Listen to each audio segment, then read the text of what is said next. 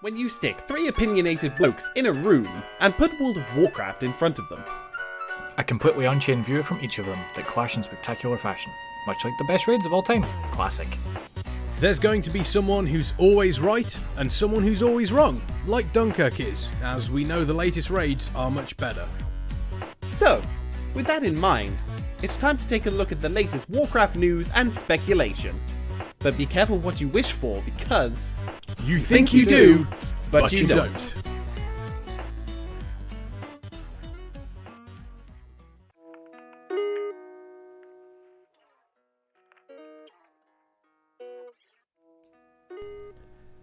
Greetings, ladies and gentlemen.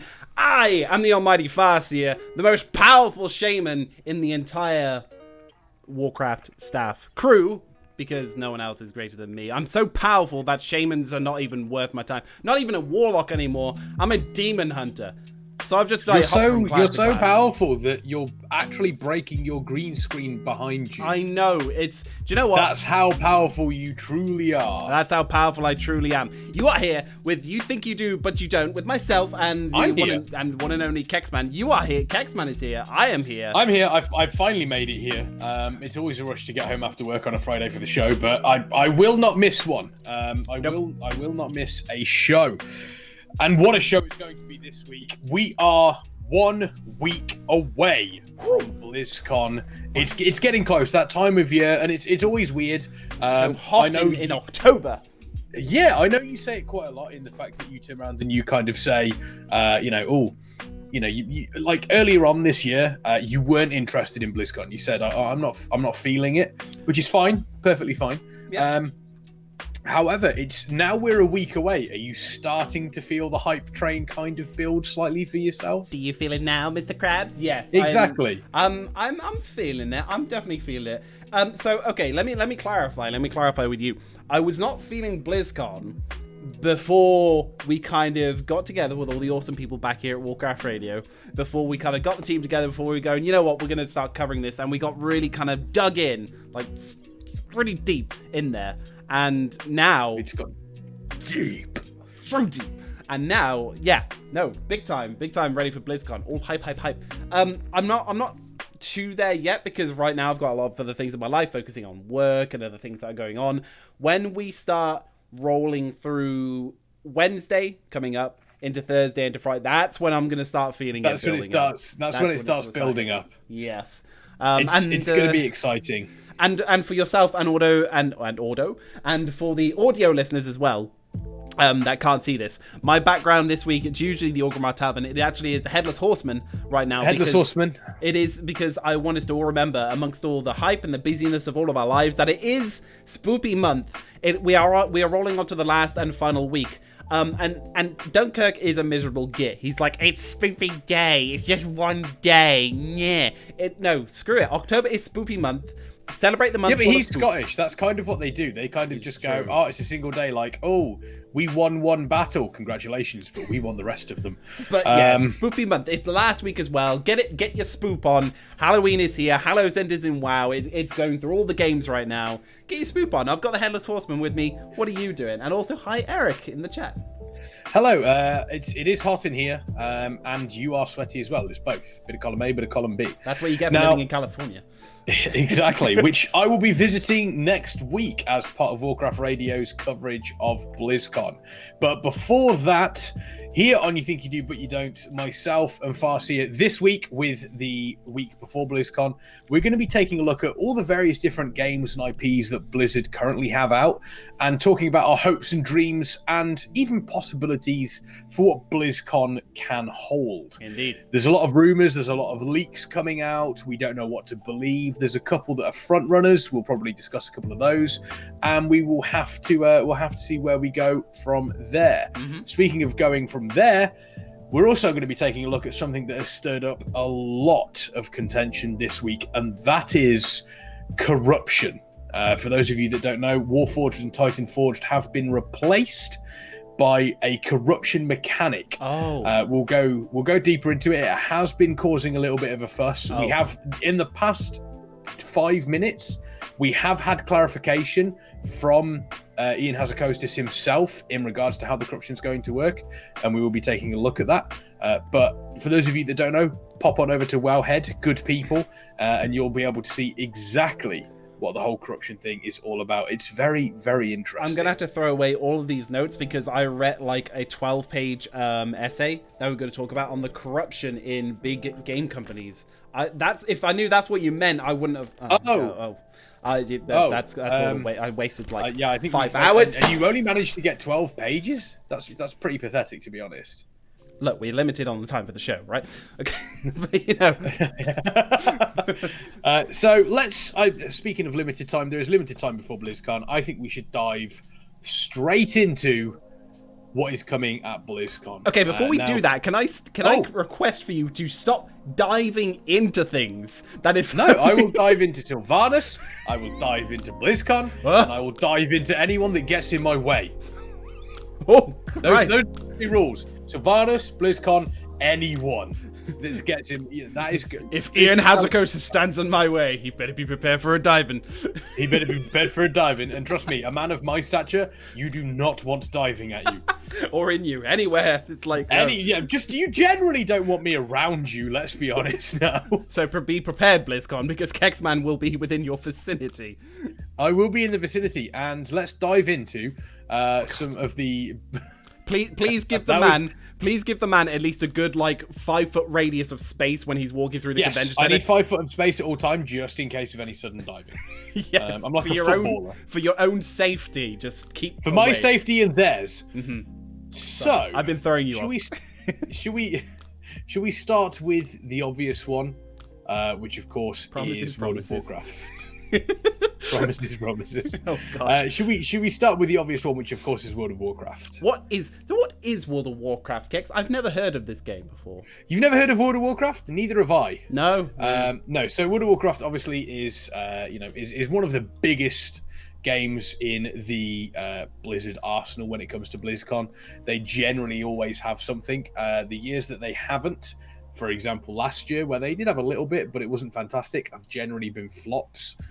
The way last year went with the whole Diablo Immortal thing, with the latest Hearthstone issues that they have been having with the community, I think it's probably time for them to double down, and we're going to get an announcement of an expansion. Ooh, are they gonna Legion this BlizzCon? Do you think? You know how WoD didn't work out, then they would just hit us really hard with everything amazing. I think that's what's gonna. I mean, if you look, the one thing that the community likes to follow is that each expansion since Burning Crusade follows a good bad theory, because they claim, it's B team that are doing one expansion and A team that are doing the other, which is BS. But if you look, ever since so you had Wrath of the Lich King, good. Cataclysm, bad. Mists of Pandaria, good. Warlords of Draenor, bad. And then you had Legion, amazing. Battle for Azeroth, bad. You say it's BS. Frozen yogurt. But you say it's BS, but it's sort of the pattern's sort of showing. Now, that's the thing. Here's the thing. Here's what'll tweak your mind and others. Is this pattern showing because this actually is the truth and there is a Team A and Team B that works on these, or is it because that we've tuned ourselves to think there is a Team A and Team B that we're now looking for reasons? We're to projecting our own thoughts are saying, yeah, this is definitely going to be bad, and we see it as bad. Exactly. We just don't know. That's the thing. There's never been a confirmation that we have good and bad. There's never been a confirmation that we have an A team and a B team. We know there are multiple teams that work on World of Warcraft, but we've never had confirmation of that. It's kind of like a community myth, if you will. This year, there's got to be an expansion announcement. I don't think they can go. I don't think they can last until Gamescom to do another expansion announcement. I will feel like they have absolutely effed up if they do not announce a WoW expansion. If I sit here, while you guys are sitting in the crowd, while we're sitting here watching on the stream, if a new World of Warcraft expansion does not show itself, then I will honestly sit here and it'd be great if you hear he's like, and we have they explain some stuff for World of Warcraft, and then at the end of it they don't announce a new expansion and the crowd's kind of silent. You'll just hear me from the back of the crowd just go, God damn it! I will just be sat here like this with my mouth over my mouth over my hand. Yeah, I'll be so shocked. My mouth will be over my hand, and I'll be Your mouth will be over your hand. That's actually quite impressive. Exactly. That's how shocked I will be. That is very, very shocked. But they do need like it within. They need an expansion. 100%. There's some boxes they have to tick this year. So 100% need to announce the next expansion, even if it's like a short thing, cinematic, or just something. At least it's there. Like, you know, it's coming. We know it's on its way. We know that has to happen. I think we're now at a point where BFA kind of hasn't been well received, you could say lightly. It hasn't exactly been the most popular. It is now time to potentially move on. Yes. Are we going to be looking at Shadowlands, or are we going to be potentially looking at something else? There you go. Just don't know. 100% new expansion. If it's not Shadowlands and something completely that we didn't predict, even better. So we've got the 100% what they need to do, and then a bonus on that if it well, might you look at Legion. Legion came out of nowhere. Yes, no one expected Legion. Nope. And it became one of the best expansions. Yep. Are we going to see something like that? Are we, you know, there's loads of leaks around. There's leaks that are talking about, you know, the Defias rising up and sacking Stormwind. There are leaks that are talking about us having to deal with the Lich King. Yep. There are leaks talking about us having to kind of, you know, there's one leak where it's basically an island expansion. And ships are spoken of, and ships become player housing, which is every single expansion leak ever. Yep. I don't think there's been an expansion thing. I'm just saying, they used to have like the Triforce of their own kind of like inner games, which kind of made Blizzard, and that was Warcraft, Starcraft, and Diablo, and that used to be like the pinnacle. Those used to be the pillars, and they used to hold each other together. Starcraft is far from crumbled away right now. Diablo has got Diablo 4 coming. We know this for a fact. Well, we don't. Well, yeah, okay. We know it's coming. Yeah. But we know nothing. We don't know nothing about it. It's basically us turning around and going, are you working on a Diablo sequel? And they have gone, yes. Okay, and then that's it. Yeah, so I'm pretty sure I read news articles where apparently they knew it's coming. But I don't know, it could be a Belial thing where they say it's stated as fact and they don't. Well, there's obviously been that German ad that was leaked for a Diablo art book. Oh, right, yes. And the Diablo art book said featuring art from Diablo 1, 2, 3, and Diablo 4. Mm-hmm. So there's that potential leak. So yeah, so they need to, I think they need to get this Triforce back. Or the triangle back, rather. So Warcraft is like fine as long as they keep on the right track with it. Diablo is, as far as we assuming, it's going back with Diablo 4 and Immortal for two different types of audiences. So that's kind of like secured. And what are they going to do? Very, very big rumor that we're also getting Diablo 2 remaster. Okay, yeah. So that's like 3. So more Immortal 4 and a remaster. So that's like two sides of the triangle just like solidified, right? Expansion. 3 Diablo IPs, and then do you think they need at this point to do something with StarCraft? I think they do, because it's literally not doing anything. It's crumbling in the corner. I think it's kind of going. So just quickly, Dido, in the chat mentioning cannot wait for the level squash and the new world revamp. 100% yes. I have said multiple times that my dream idea for the WoW expansion that we have coming up is we do have a world revamp, whether that is something to do with the old gods. In a dream scenario, yes, it would have been something to do with the old gods. It would have been the Black Empire rising up or something along those lines. Yeah. That would have been my dream scenario. Whether or not that's going to come true. You've partially got that, and I partially got that because we both really wanted something to do with the Black Empire returning, and it has happened. So I mean, it is the kind of as you say, kind of, yeah, but it's what Nzoth has brought up himself. Yeah, exactly. So that's something I would love to see. Mm-hmm. There's the Diablo 2 apparently remaster is going to be very exciting as well. Before we move on, obviously, to StarCraft Diablo, we'll stick with World of Warcraft for a little bit longer. Renan Manwi. How's it? Renan Manwi. How's it going? That is a name. Yeah. So we know that we don't know, but we're pretty certain there's going to be an expansion for World of Warcraft. We know it's going to be something, that is, that maybe Shadowlands, maybe something along those lines, heavily hinted at with the Bolvar stuff and the swords in patch 8.3. My question to you, Farseer, is where have you gone? There we go. I'm still here. It's okay. I'm just... No. It's doing the thing again. It's doing the thing again. Yes. My question to you is... We are now in a position where Shadowlands is coming out. BFA hasn't been successful for a number of reasons. Mm-hmm. What would you want to see from this latest Warcraft expansion to kind of right the wrongs of BFA, or what is it that you want to see that would kind of draw you back in again, if anything at all? Okay, so already they're going in the right direction with this new patch with the nightmares, the nightmare rends with N'Zoth and what have you. That's sort of Visions of Madness. Visions of Madness, yeah, because that's really, really awesome. Like I've said before in the previous shows, they did that with very, very, very similar things with Death of Chromie, where it's basically roguelike runs where you improve yourself and you go back in later and you go further and further every time. Except Visions of Madness has a bit more, has a bit of extras to it than that, and it continues going forward and just builds upon that, which is good. A little bit more oomph. Yeah, so they got, like, as we were going to talk about as well, a bit more detail later, the corruption upgrades, the corrupt forging, instead of, like, Titan forging or whatever, through the mythic dungeons, through the new raid, and also I think you can get them in that Visions of Madness as well. And so you've got all them. So you've got 3 different venues that they're putting in for people. Visions, which you can do solo as well if you want, and up to 5 players, also good. The Mythics, which I do enjoy doing on occasion, especially with people that I know. It can be good to challenge yourself and go through affixes. I like that. And of course raids, which I would love to do, but I need to be part of a raid guild and I don't have time for it. So sadly, only LFR is what I can do, which isn't really. So you're a scrub. Yeah, is what you're saying. It isn't a raid experience, but it is what it is. So that's sort of good direction, and I want them to keep going in that direction.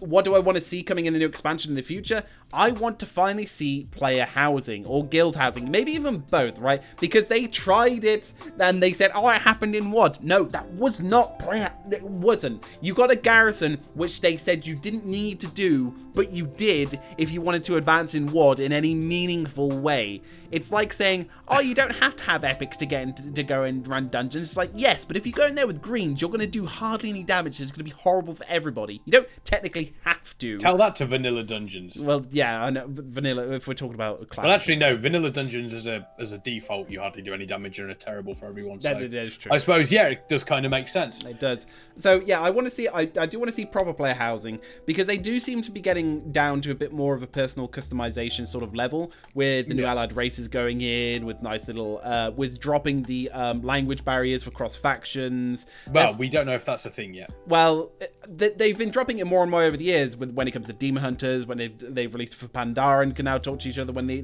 couldn't be able to before. Blood elves and void elves can. They could have put in some stupid reason why they couldn't have, but they didn't. So more and more it's breaking down, and it comes to the point where the wall's literally got so many holes in it, you might as well just get rid of the wall. So yeah, they're getting down to a bit more of a player level in terms of customization and openness. So okay, I can see that happening. In terms of story, obviously I want to see a good story going forward. I don't think anything at this point is going to convince me about the whole Actions of Sylvanas was, hey, that was awesome in BFA. I still think BFA... Yeah, I don't think she's going to do... She's not going to do anything...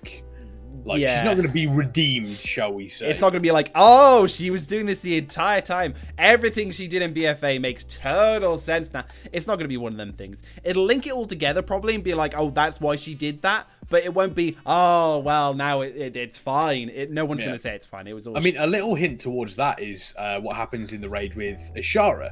So, spoils... spoils ahead. Spoils ahead. And speaking of spoils... Rinian Manwi, this is going to be going on for at least another hour and a half. However, if you do want to catch up, then this will be uploaded on YouTube within, I believe it's tomorrow or Sunday. Within 2 or 3 days. Within 2 or 3 days. You'll also be able to find us on anchor.fm as well. So, you know, there's a lot of opportunities for you to kind of and the watch it and listen to well. it. Yeah, and here on Twitch as well. So you can listen to it and watch it as and when you please. You can also join us in our Discord too. So if you want to, you know, interact with any of us, then jump into there and you'll find us all in there. So you'll be able to find exactly what's going on with the shows moving forward.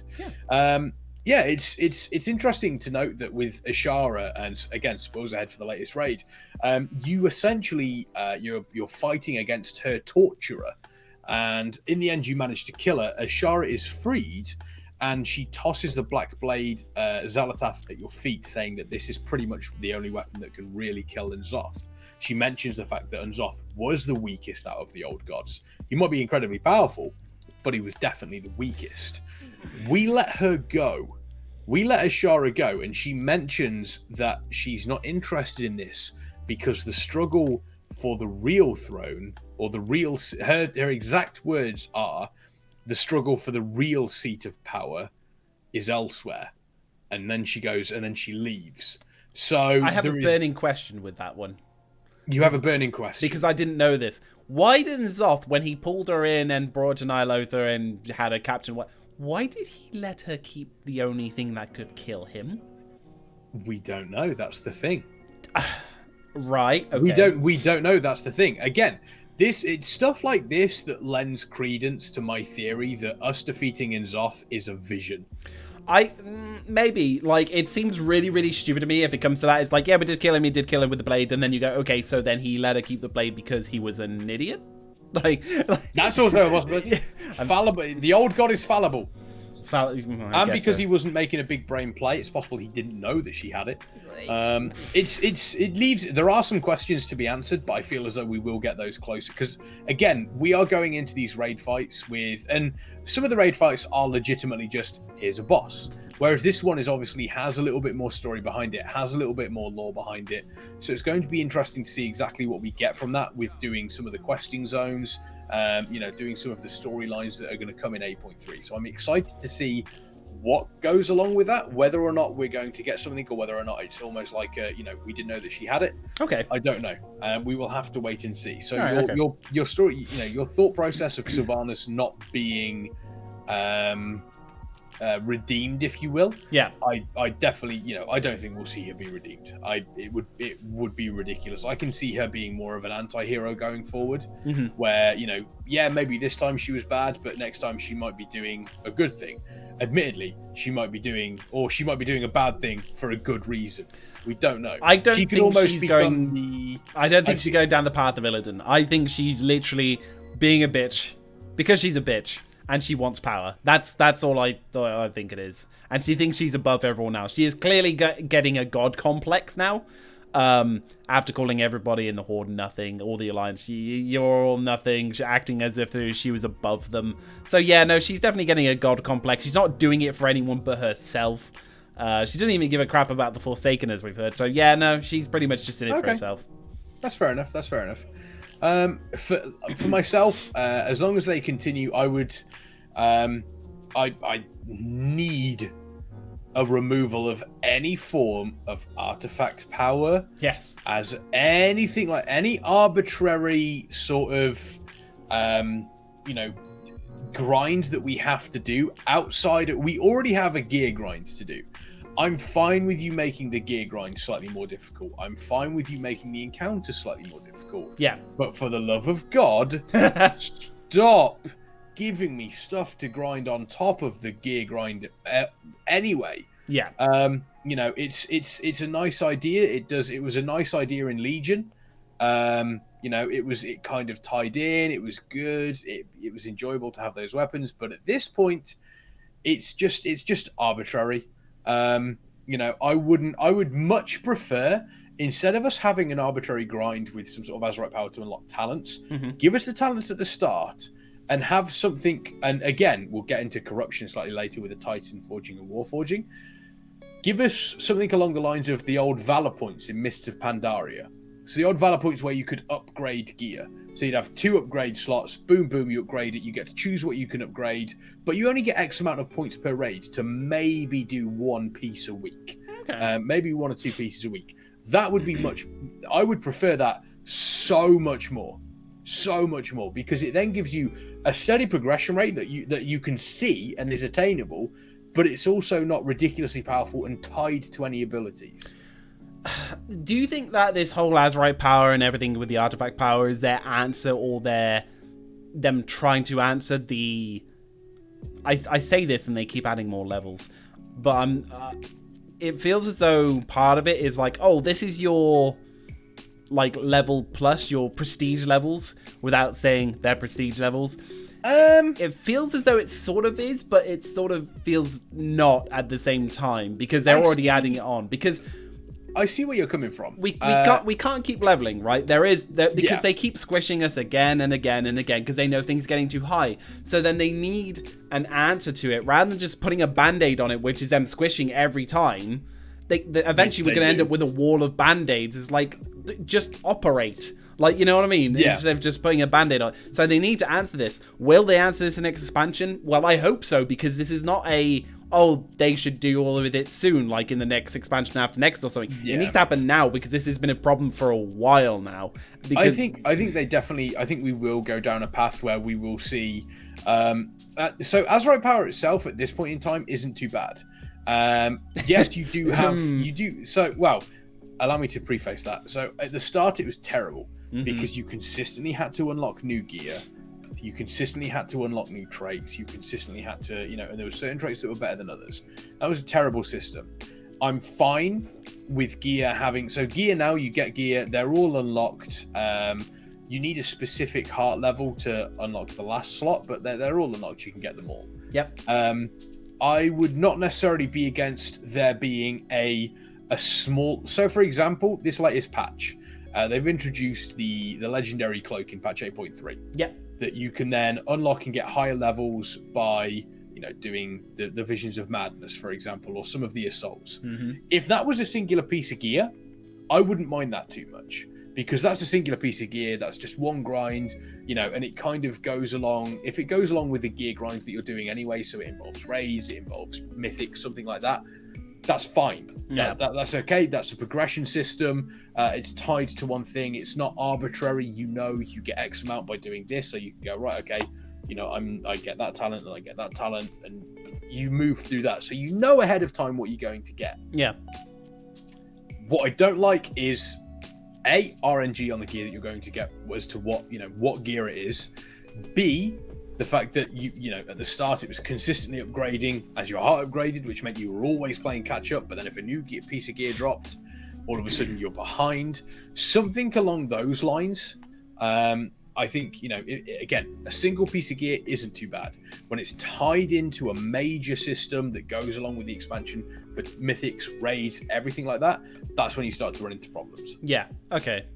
Yeah, I think they really have, as we say, the RNG has always been a sort of thing only in a loot table sense, right? So when it's just a loot table off a boss, that's fine. We've accepted that because that's like the standard for like MMOs. No one goes, oh, it could be, it might drop, it might not. I hate this system, because that's how it's always been. That's the standard MMORPG system. That's fine. Yeah. So they changed it when it came to, I think, did they start it in Legion and then just advance on it in BFA, or did it really start in BFA? Was it? Which one? With the loot RNG, with the whole thing. I think it was...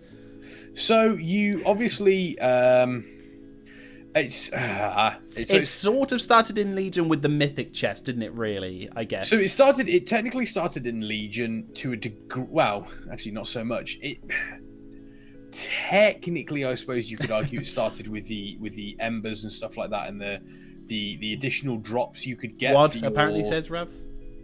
Yeah, I'd say Is that with the Warforging though, Rav? And that's a bit different though, isn't it? Yeah, that's slightly different. I'd say it began kind of in Legion, where you obviously had the items that dropped that would boost a certain skill in your artifact weapon. So you had like the iron relic and the fire relic and stuff like that would boost a certain skill, certain trait. Outside of that, that was the start, and then you obviously had the increase the increase to your artifact knowledge week in, week out. Then they doubled down on it for BFA. Yeah, with the shoulder, the shoulder, chest, and headpiece being involved. Can I just throw in that the shoulder, head, and chest piece thing was horrible as well? Like, that was stupid. I don't like that. No. They replaced artifacts with the horrible Heart of Azeroth, and then you get a special chest, shoulder, and headpiece. Why? It's not fun. Like, I know they only have a certain amount of time to test these things, which they clearly didn't have enough time to test BFA, because everyone said the Heart of Azeroth was rubbish, and they still went ahead with it. But I'd also like to point out, Lirithiel brings up a very, very good point as well.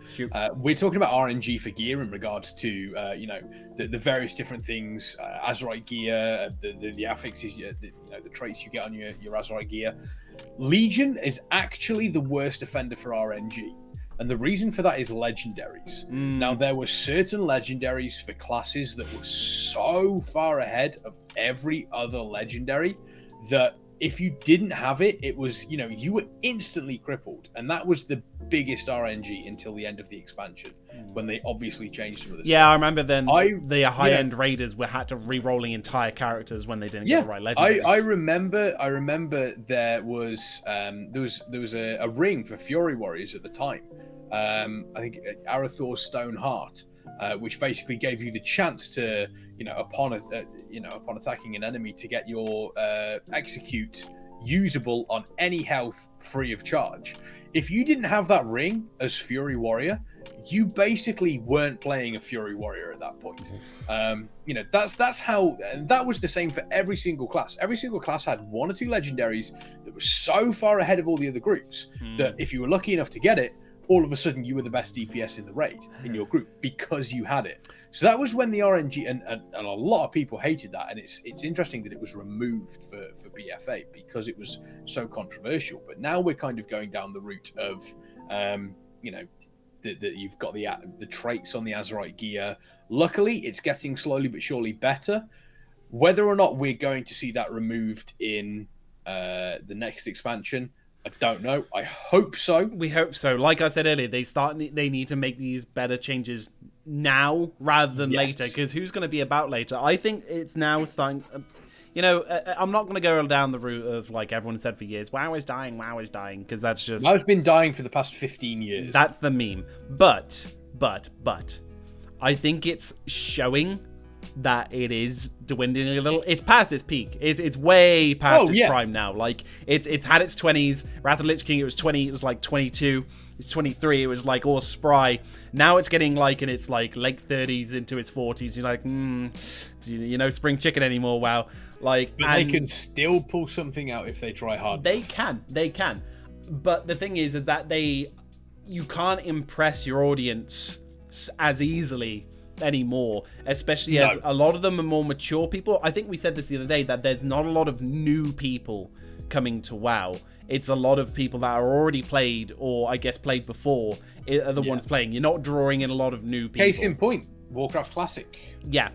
That's a case in point, is that, that was heavily successful with people our age. Yeah. Because of the fact that, it was what they used to play, what they grew up loving. This is our sad admission when me and Kex are 30 years old. But yeah. Good Lord. Yeah, we try not to think about it. It's one of those things. Wow, yeah, I try not even to, talk about it. It is one of those things where I think they definitely can pull something out of the hat. There is no doubt in my mind that they are able to do that. We just kind of have to wait and see for BlizzCon. Again, I think tying this up in a nice bow, expansion, 100%. Yes. Hopefully, the removal of some form of arbitrary grind like artifact knowledge, Azerite power. Yeah. And the removal of some RNG on gear. Obviously, it's not the end of the world. If you don't get your drop, you still need to keep that gear grind going. No, like we say, the core of MMORPGs is loot tables and some random nature to it. Exactly. And I think this brings on quite nicely onto, seeing as we're talking about World of Warcraft, seeing as we're talking about RNG, I think this brings us quite nicely onto the corruption. Yes, if I may just pause for just a second. It is sort of related. Actually, it's not really a pause, it's sort of related.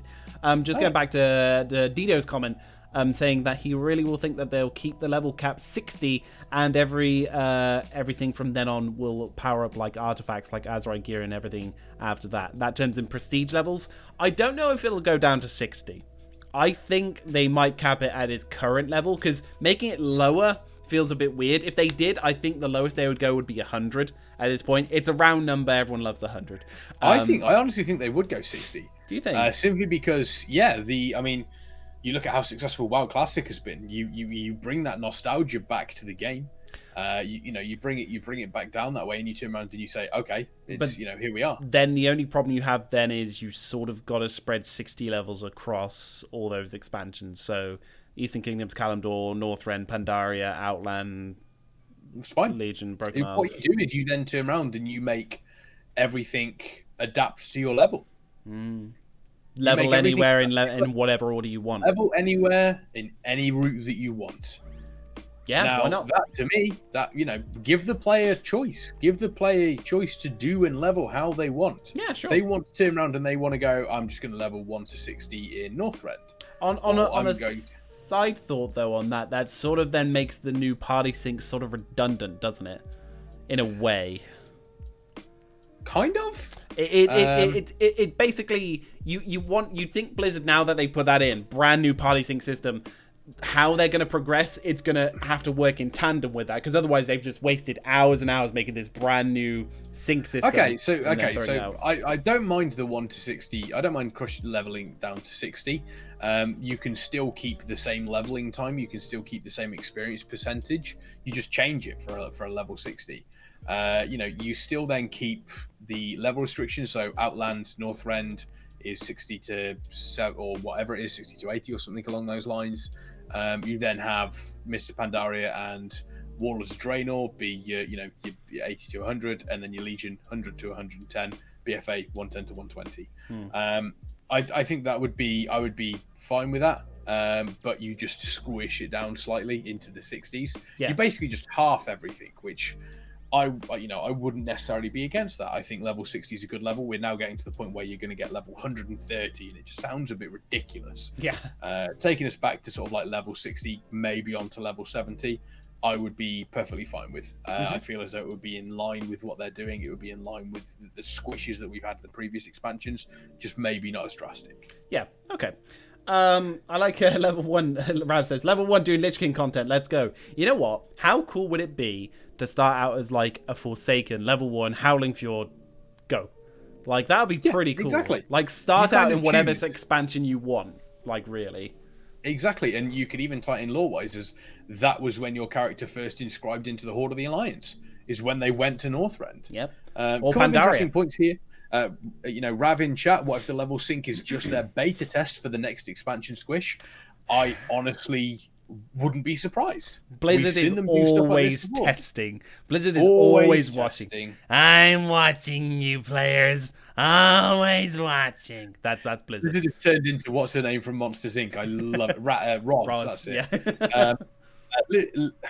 Lyritherial? You said the name earlier rather quickly and easily. I said the name earlier and I can't. Yeah, now all of a sudden I'm struggling. Taliesin suggested. Oh, by the way, love Taliesin. Suggested something a while ago where you leveled as normal until level 20 and then chose an expansion to level through to max, whether it be 60 or beyond. I think that would work very well, as you would experience everything the expansion had to offer.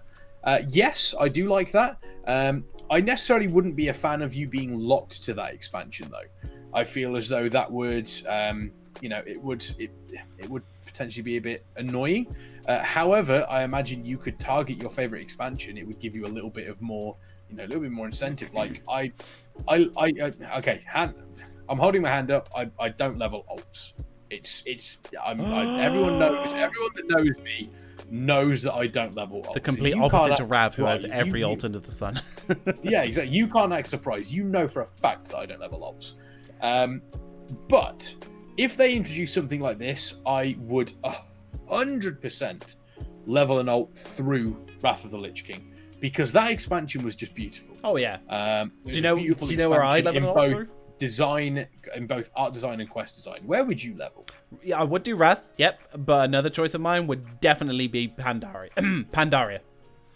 Yeah, Pandaria. I'd love to go through a Pandaria again. Oh, I've not gone through Pandaria. I think the only two places I've done in Pandaria when I've leveled an alt has been the Forest, Jade Forest, Valley of the Four Winds, and that's sort of about it. Maybe you get into Kunlai just about, maybe, but then you hardly even touch it. So I haven't done Kunlai properly in ages. I haven't done, I think, Casterang Wilds. I'll make sure that might be it. Jade Forest, Valley of the Four Winds, Casterang Wilds. Talon Steps is probably the one you didn't touch. Yeah, so Kunlai, Talon Steps. What was the other one? And the other two, I forgot them completely now. The last one is just the last one. The Wastes. The Shah Wastes. Yeah. Or something. No, not Dread Waste. I can't remember the name of it. It was a Dread Waste, wasn't it? I think it was.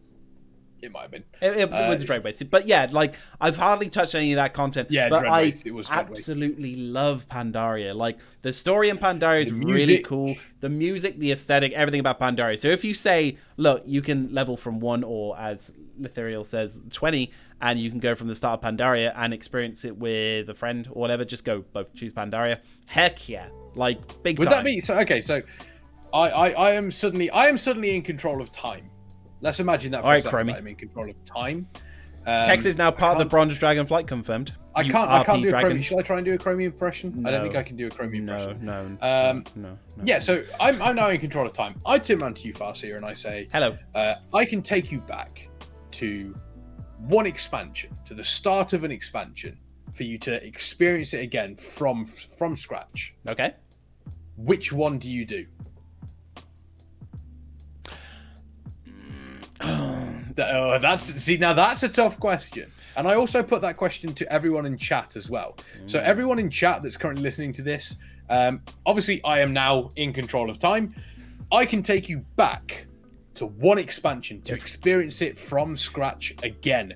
Which expansion do you go back to? Which expansion do you kind of go into completely fresh without knowledge of the expansion, knowing what is behind you? And if it's Wrath of the Lich King, for example, you've just done Burning Crusade, you're going into the Wrath of the Lich King completely fresh. You don't know anything about it. If Kex could scoop you up in his very gentle claws and fly you back down the winds of time. Exactly.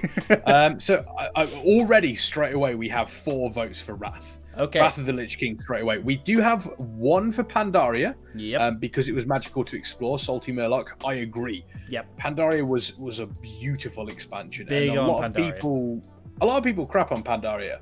It had one of the best raiding scenes. It had some of the best quest designs. It looked beautiful. It sounded beautiful. Pandaria was a treat to level in as an expansion and a treat to raid in.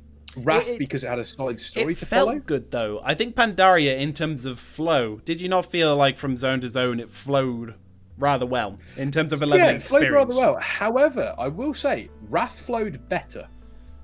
And I think Ungthol says that as well. Wrath, because it had a solid story to follow. It had direction. I could agree. The only reason why I'm not just saying 100% yes, this is my age showing.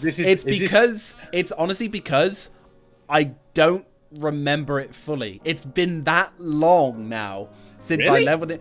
Yeah, no. Like, I do remember it, but like, I can't remember like every little bit of the experience. If you understand, like, I can remember it in my memory, like all them years back, but as the experience, I can't remember it fully. So you know when you say, oh, you could go back and do it fresh. If I went back and did it fresh, I'd be like, whoa, because it would hit me because I've forgotten it. It's been so long.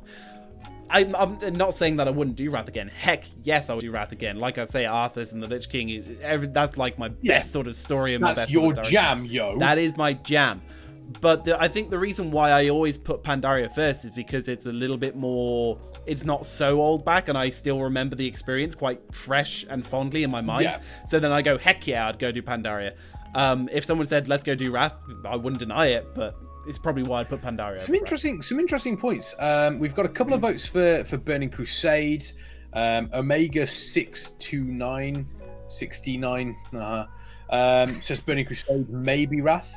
We've got Lithiriel saying Burning Crusade because they never experienced Burning Crusade from the start. I quite like. So Pandaria is getting some mentions. Excuse me, I think I'm dying again. Pandaria is getting some mentions. Rav's mentioning Pandaria is his second choice. Yep. And I like Data Minions here, kind of hits the nail on the head for Wrath for me.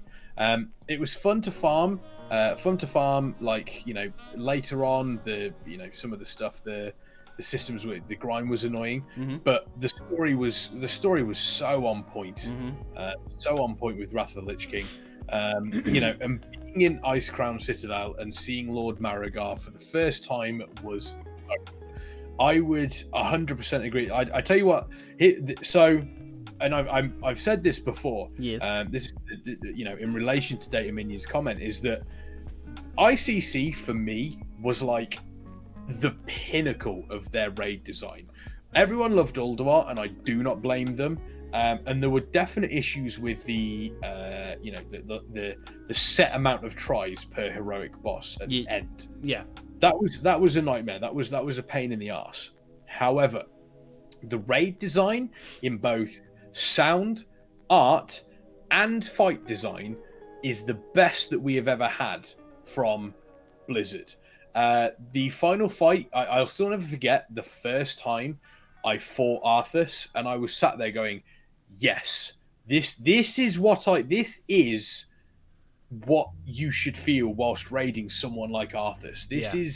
This has that epic grand feel. The music is fantastic. It's swelling in and out. The design is fantastic. It feels like you are battling for your life.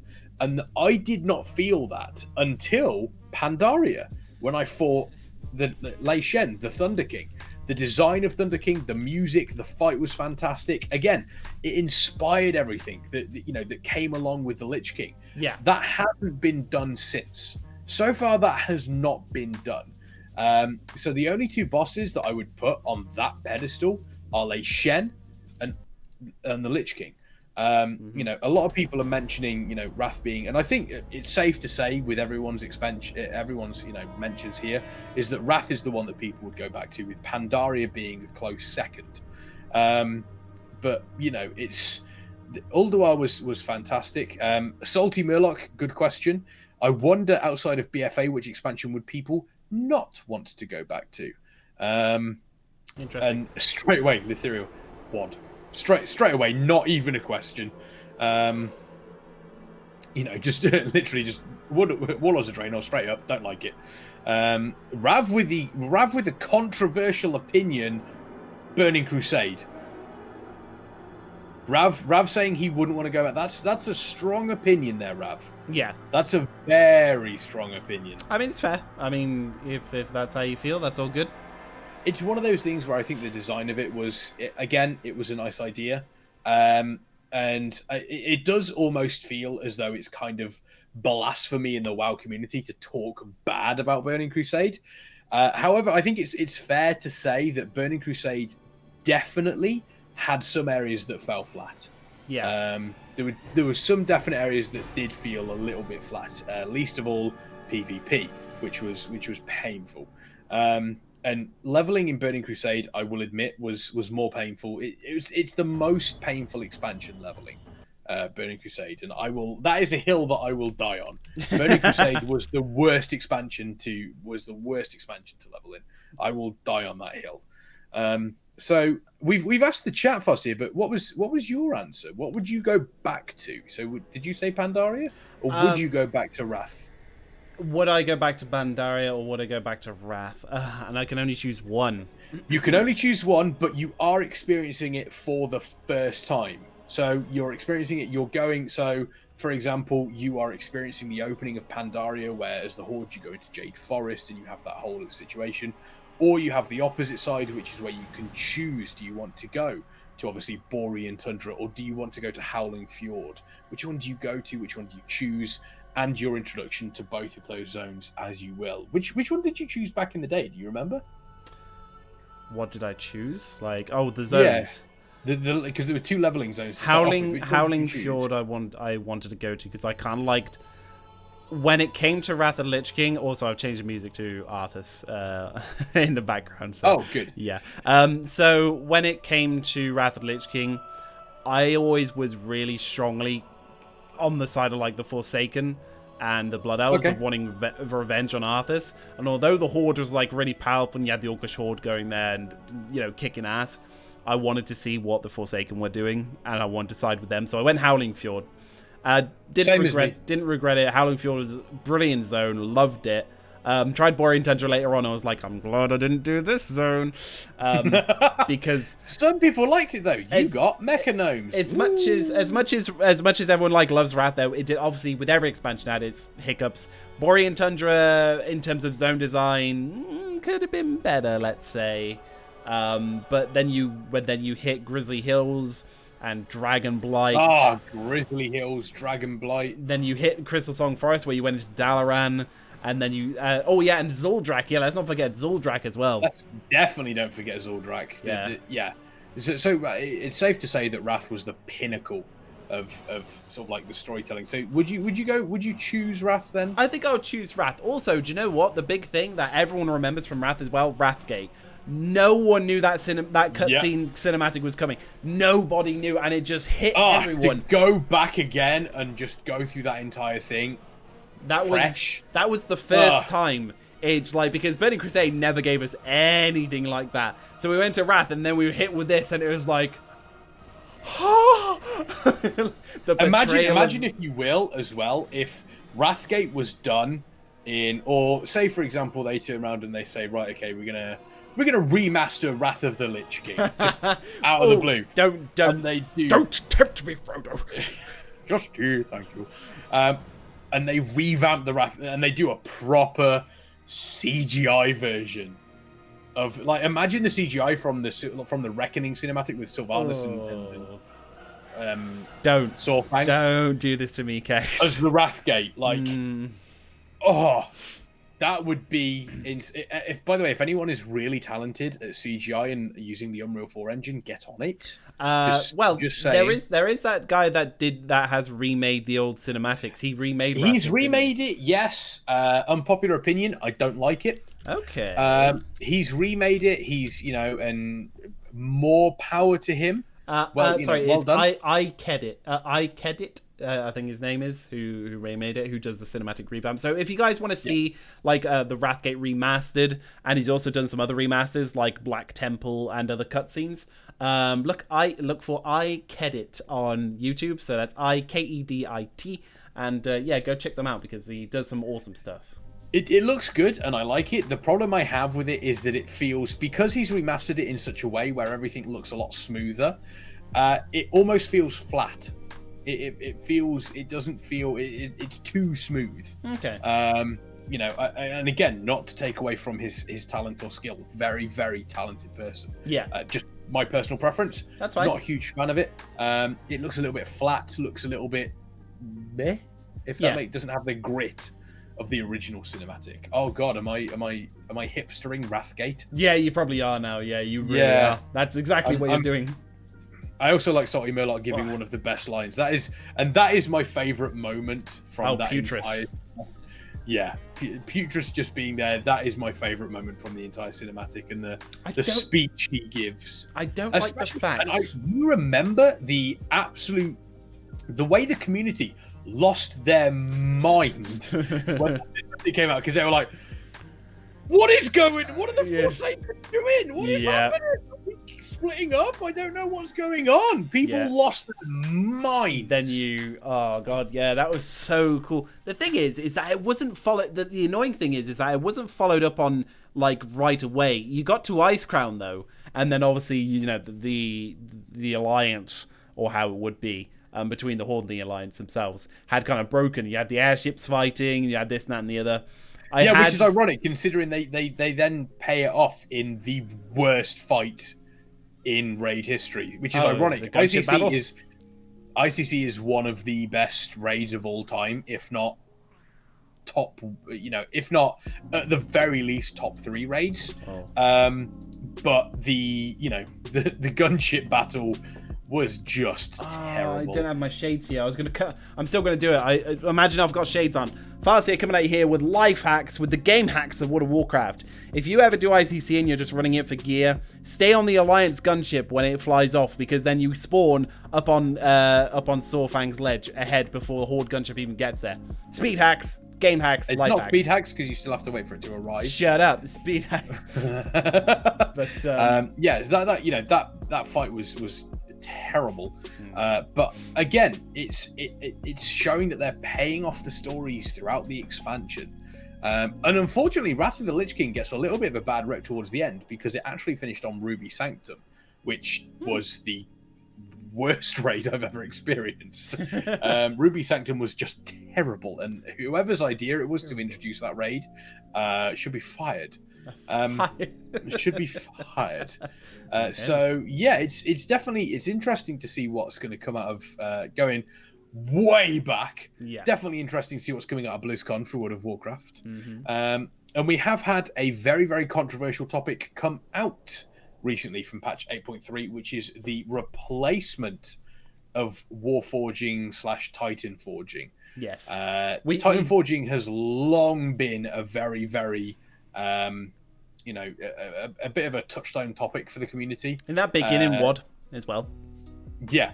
You know, the fact that you have a, you know, an arbitrary RNG chance to just get better gear seems very, very odd. And again, it's you know, the fact that you can now only go through personal loot as well just makes it even more difficult, because even if you want to give an upgrade to a guildie, you can't do so because, oh, it's Titan Forged, it's 5 item levels higher. Suddenly you can't give it away.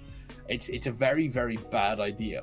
So they've decided to do away with it. It's something that has been requested for quite some time by raiders, and it's being changed instead of being, you know, instead of being a flat upgrade, it's now corrupted because Nzoth is here.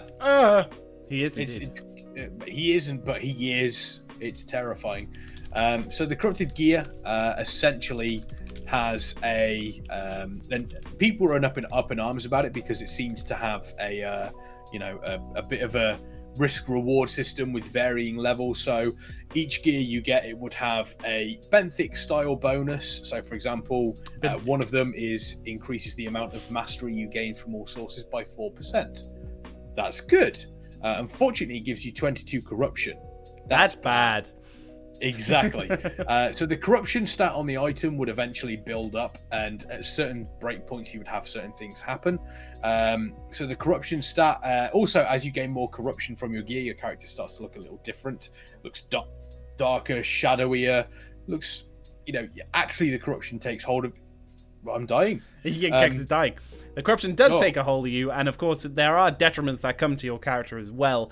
They haven't gone into detail, and it has not really been shown fully yet about what detriments do happen, but it does get to a point. Yeah, they have. Oh, have they? Oh, okay. The latest one I read didn't say it did. They did say, however, you can manage it and work around it when you're on low levels of corruption. When you're on the mid-tier range of corruption, start to get a little bothersome. But when you get on the high levels of corruption, it starts to become very intrusive into your actual gameplay. They said it should never be worth the amount of corruption versus the stats you get from it, because it's going to detriment your gameplay that much. Which, smart. Well done. Yeah.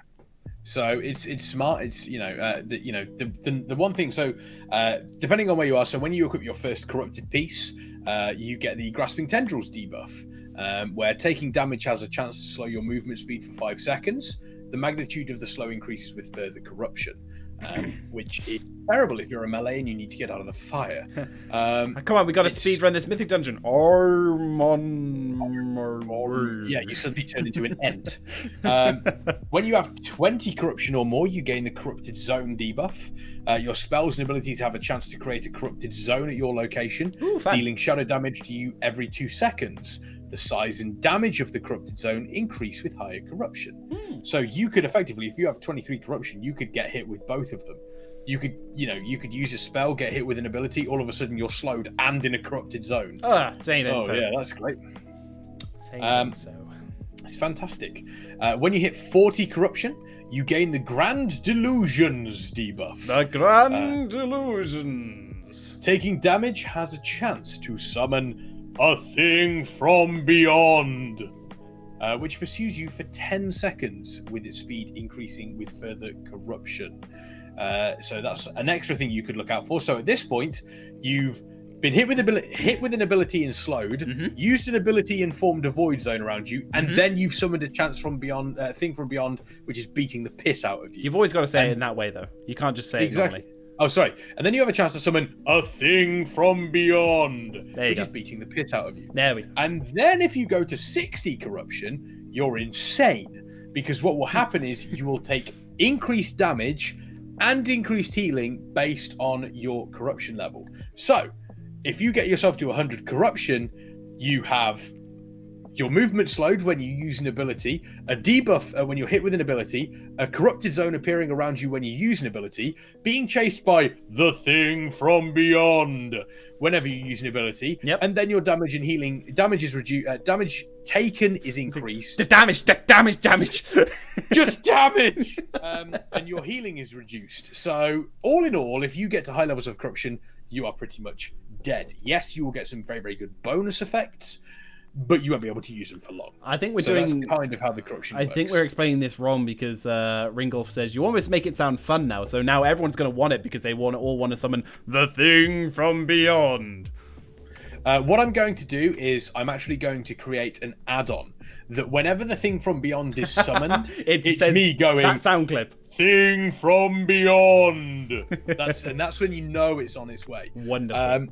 Yes. Some of the stats that you gain from this actually are very, very powerful. The one thing that every single raider, doesn't matter what class or spec you are, every single raider is foaming at the mouth because it also gives you, they legitimately are, because one of the affixes or bonuses you can get is you increase the damage you deal with critical strikes. So it's a critical strike damage modifier, by X%, which every single class is foaming at the mouth to get. This does, however, then lead us into one of two problems. Number one, we're back to the RNG argument. Yes, the Warforging and Titan Forging was, boom, all of a sudden you've got this extra power. It's the same thing, except this time you've got bad things coming along with it, which is going to struggle, and it's going to struggle to create that balance. Some of them are really, really good. For example, increases the damage you deal with a critical strike. Some of them are absolute pants, which is your avoidance is increased by an amount equal to percentage of your haste. Lovely. Which, who the hell wants that? Maybe a tank, but it's a bit meh. But Kexman, you have yet to tell the people the good news, and that is if you do get this corrupted item or this corrupted upgrade, you don't have to keep it. You don't have to sit there and go, why must I be corrupt? And be shunned by your peers. What you can do is you can go to the Forge or Heart of Souls and go and have it purified. You can, and apparently purifying it is free of charge. However, this does also purify it of the bonus effect. So not only does it, get rid of the corruption, it does also get rid of the bonus effect. So it's a risk-reward playstyle. But you're not stuck with it. That's the main you're thing. You aren't stuck with it. That's very true. Ungthol says raiders can't use it. They have to know what is happening, and when in a group, no one can take chances like corruption effects when in a raid. True. I 100% agree, and that's how I see these items. However, what I will say is that your cloak that you get from Rathion, your legendary cloak, will tie in with your corruption. So the higher level your cloak is, the more resistant you are to the corruption. So if you have 40 corruption resistance and you have 60 corruption, you're only getting the effect of the 20 corruption debuff. I see that, Rav. We got you covered. Yes. We had to. I was waiting, because you was explaining this for so long, and I'm like, oh god, people are going to think this is horrible. I'm like, it's okay, calm down. You can get it purified. So we do know for a fact that this has been introduced onto the PTR as a way for us to test it. They want to see how it works. They want to see kind of how whether or not one item is going to be much better than the other. Crit damage. Who survives and who they accept into the test project 9.0 of extra ultra human. Sorry. Exactly. The other thing as well is that when we were looking at it on the PTR in its current form, there wasn't a set scale for how these things work. There wasn't a set percentage. It was very much in the style of Diablo, where it was a case of this item will give you between 4 and 8% crit damage. So there's a scale for you to work in, which could mean you could get shafted or you could get really lucky. However, literally as we came on air today, Ian Hazakosta sent out a tweet mentioning the fact that in the next PTR, the values are going to be normalized. It's going to be a set percentage for each item. So we're not going to end up with these horrific sort of trying to really nitty-gritty get these values down. That's good news. That is good news. It still doesn't necessarily fix the issue with the corrupted gear, but at least gives us one less RNG thing to deal with. Yes. We know they're going to be fixed percentages. Wonderful. I don't think I have too much else to add on to that, unless anyone has. Let's have it. Ungthol says, so you gamble for the gear while you level the cloak, store it in your bag and bank. And finally, at the end of the content life, you can be able to use a couple, 3 pieces maybe for fun. Possibly, yeah. I don't know unless I wouldn't think they get rid of them because they have stated, I think twice in their statement in the blue post. I think this might have been by Ian. I didn't read who it's from, but in the blue post they said the corrupted gear is not a permanent part of WoW, and they said this twice. So I don't think they'll remove the corruption from it or get rid of the corruption even after the expansion's passed. I'd find it very funny if they did, but you might be able to keep it again, as you say. It's more a case. It's more a case of the. It's more a case of the fact that. Yes, whilst these, the benthic style stuff is interesting and the risk reward stuff is interesting, it ties in with the theme of the patch 8.3, and it ties in kind of with it removes something away from the Heart of Azeroth, ties in with the cloak. It's something that you can gain that will, as you progress through the expansion, will get more powerful. Yes, you may have to take that risk at the start, but at the end of the day, you can potentially have an uncorrupted piece of gear and a corrupted piece of gear. So you can switch them out per boss as you see fit. Now, as you progress through the expansion, you get more power to your cloak, you get more corruption resistance. It means that you can then turn around and say, right, okay, I can now equip.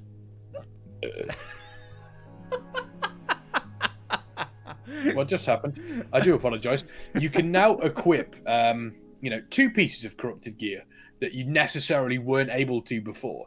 It creates that gear treadmill that kind of makes sense moving forward. I'm interested to see how they change it in the next PTR patch, and I'm interested to see what their sort of idea of moving forward is with this whole Warforging, Titan Forging idea. Ungthal says, so you can't use it as you get it. Then when you have cleared content to get it and leveled the cloak, by the end you can use it before it goes away anyway. So it's more a case of it just adds something a little bit special onto the gear, rather than it being an arbitrary +5 item levels, which isn't necessarily fun for anybody. This adds a little bit more risk reward if you're already in a position. And I imagine, Warforging, Titan Forging isn't as common as you may think. It's something that will give you, you might get slightly, you might get slightly sort of negative effects against you. But if you have these positive effects also working for you, and also it's interesting to note, this is the first iteration of it. This is the first time they've released it to us. So there's a lot of things that we don't know about it. Moving forward, we may find a way for us to cleanse the corruption but keep the bonus effect. At this point, we don't know. We kind of have to wait and see what is going to happen with corrupted gear. Okay. I am definitely in favor of them kind of removing Warforging, Titan Forging, anything RNG based. The RNG is in the gear itself. Remove the RNG stuff. Keep it minor, minimal if you need it in. Yeah, exactly. Give us something that we can actually work to. Give us the old upgrade system from Mr. Pandaria back. That worked well. You knew if you did the content, you could upgrade an item. You could choose which item to upgrade. And on top of that, it was something that enabled you to, okay, well, I didn't get a drop this week, but I can upgrade that by 5 item levels. Gives me a little bit of extra power. That I liked. I want them to do that. I don't want arbitrary RNG upgrades just because we want you to do something. And it's ironic, the fact that we now are quite far removed from the famous quote by Ian Hazakostis when they removed reforging, because he said, we want you to be able to look at an item and see if it is an upgrade. At this point in time, that isn't happening. And there we go. That is the corrupt forging, or what was it? It doesn't roll off the tongue. Corrupt forging. What? Corrupt forging, corrupted gear. So corrupted gear is probably the term people use. That's boring. I got it. Tentaforging, like tentacles. Tentaforging, no, because that just brings up a load of horrific art that we don't need. No. I am on the fence. I am on the my personal favorite, and I said this before we went on air. My personal favorite term for this new type of warforging is if this happens to a piece of gear, you can say, "Look, my gear's Lovecrafted." That's I've got a Lovecrafted pair of shoulders. Lovecrafting that to me, Taliesin. Yeah, you stole that. But Exactly. Yeah. Well, I said I didn't steal it. I said that was my favourite term that I heard. Rigolf also saw the tweet. That is, it's been Lovecrafted. I like Lovecrafting. That is I the like best void way forging. to. That's the best term. but only if but it's not specifically void with the old gods. So No, it's not voided. if it was if it was kind of like if it kind of went into the style of how Illyria is, for example, in a shadowy voidy sort of thing, or ethereal, I would happily say void forging is a thing. I'm pretty sure I thought that might have been a thing when you spoke with the ethereals. Void storage, void something. I thought void forging was a thing, but maybe it was something similar. But yeah, no. If it was more of a void themed thing, then yeah, void forging I would definitely go by. But anyway, Ringolf, also thank you for that follow. And what we're going to do here is we're going to take a quick 2-minute break so you guys can stand up, stretch your legs, and go and get a drink if you want, because we got just under an hour left to go. And we're going to be back to talk a little bit more about WoW and obviously finish off what we want from our dreams and memes from BlizzCon. If Dunkirk is back by the time we return, we may have Dunkirk in for audio, but we're not quite Please sure. no. We sometimes have a no. Scotsman with us. He may be here, he may not, or it might just be me and Kex again. It's rare. It's rare. He usually gets stuck in a bus quite more often. In a bus. Yeah. It's actually physically in a bus. It's physically really in a bus. We're not joking. That's how it works. Anyway, yeah, guys, so it'll be just about 1 minute, 2-minute break. It won't be too long, so go off, go do your things. We'll be back soon. And, yeah, we're just going to tootle off this way. See you on the flip side.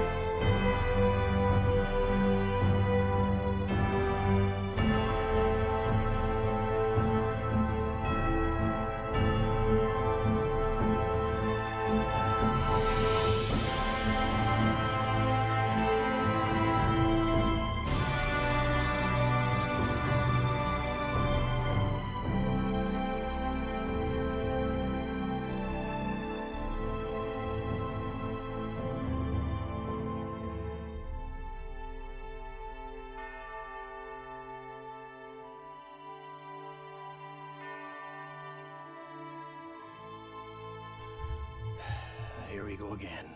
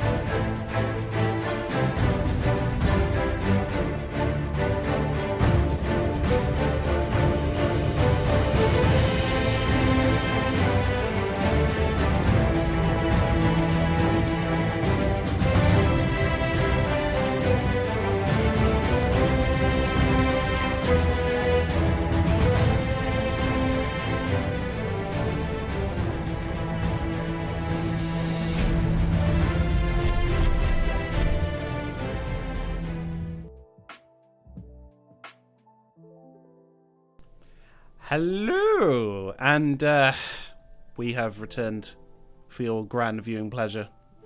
Myself and Kexman here on You Think You Do But You Don't for the last 45 minutes of the show.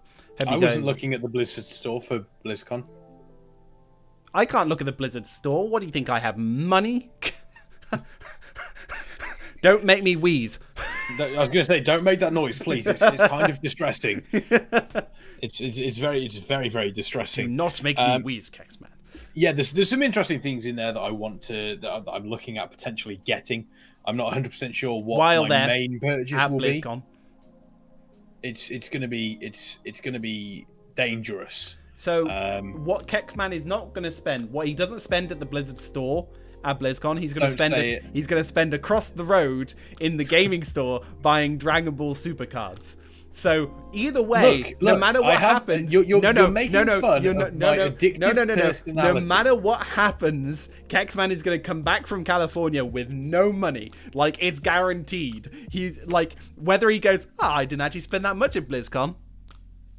He's going to stare over at the road and just spend that much at wander BlizzCon. over. I'm just lying in bed surrounded by cards. Like, this is fine. Yeah, you're going to. Yeah, you'll come to the next you think you do, but you don't, like the Friday after. And I'll be like, so how was it, Kex? And all of a sudden I'll just hear all these packets just pour them out of your packets will be up to about here on the camera, and I'll just be like, what? BlizzCon was fine. Yeah, that's pretty much what's going to happen. I tell you what, if Blizzard ever re-release the TCG, I'm done for. Oh god, I'm done for. I'm destitute. I'm gonna live on the streets. If you're hearing using Blizzard, a blanket made of cards. #, make Kexman homeless. No, what? No, let's not have that hashtag. Yes, trend it. Let's go. Let's do it. It's not happening. Did you just clap like that? Let's enjoy. Let's inject some joy into people's lives. #, let's make inject Kexman joy homeless. into people's lives by making me homeless. Inject joy into my life. Questions. I'm an evil sort of person, Kexman. I apologize. But the thing is, it would be funny because you put yourself into that mess. It wouldn't be anyone else's fault. But that is very true. Speaking of putting something into a mess and it not being your fault, Diablo Immortal. I thought that was going in a much worse direction there. Okay. That was a dangerous tangent. That was. No, yeah. So dangerous Diablo segue, Immortal is very. No, Eric, not trending homeless Kexman. Yes, trend it. Let's go. So one thing that is interesting to note is the Diablo sort of presence at Blizzard. You said Blizzard and BlizzCon. You said that. So like last year was, for lack of a better term, a car crash. So I'm one of the people. Diablo Immortal is, Diablo Immortal. There is no issue with Diablo Immortal. It was a PR disaster, not a game design disaster. Ew. Slight difference there. Ew. Kexman is now hobo. It's one of those things where I think this year they are just they are throwing everything out there. I think there's rumors that we're getting a Diablo Netflix series. If that is the case, we'll get news on that. We'll get news on the potential rumors of a Diablo 2 remaster, which I know a lot of people are excited for. I think it could work well as a Netflix series Diablo. I think it would be good. 100%. 100% it could be. As long as they don't go the same direction as the Warcraft movie. Just stick with what you have.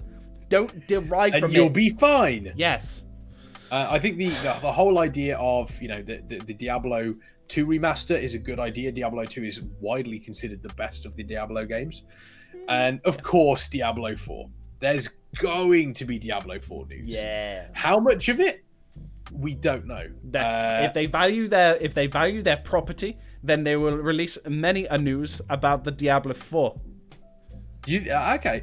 Would you say live footage on the huge screen? Like, they release so much of it, they have to on the big screen. They just play the whole game. No. They're not playing the whole game. They release live footage of the small team working on it there in the studios. Like, here is our team working on it. Just pan the camera working over. on it now. This is him live drawing the Diablo model. Like, that's how much dedication, how much they should show it being made there in real time. Like I said, they double down on it and they say we are designing it as we speak. Legit, take a look, and it's just loads of people coding in a small office. I think it's going to be one of those where, again, they're going to double down on it because they have to. At this point, they 100% have to double down on it. Diablo 4 is, it's pretty much a certainty at this point. It has to be. Mm-hmm. The Diablo Netflix series, out of left field. I don't think we'll get much of that, if at all. It was just a rumor; it was never confirmed. Every time they say Netflix series of any varying degree of like related to games, all I keep thinking, my mind just keeps going back to The Witcher. I just want to see that Witcher Netflix series. I know that's a tangent, but I want to see it.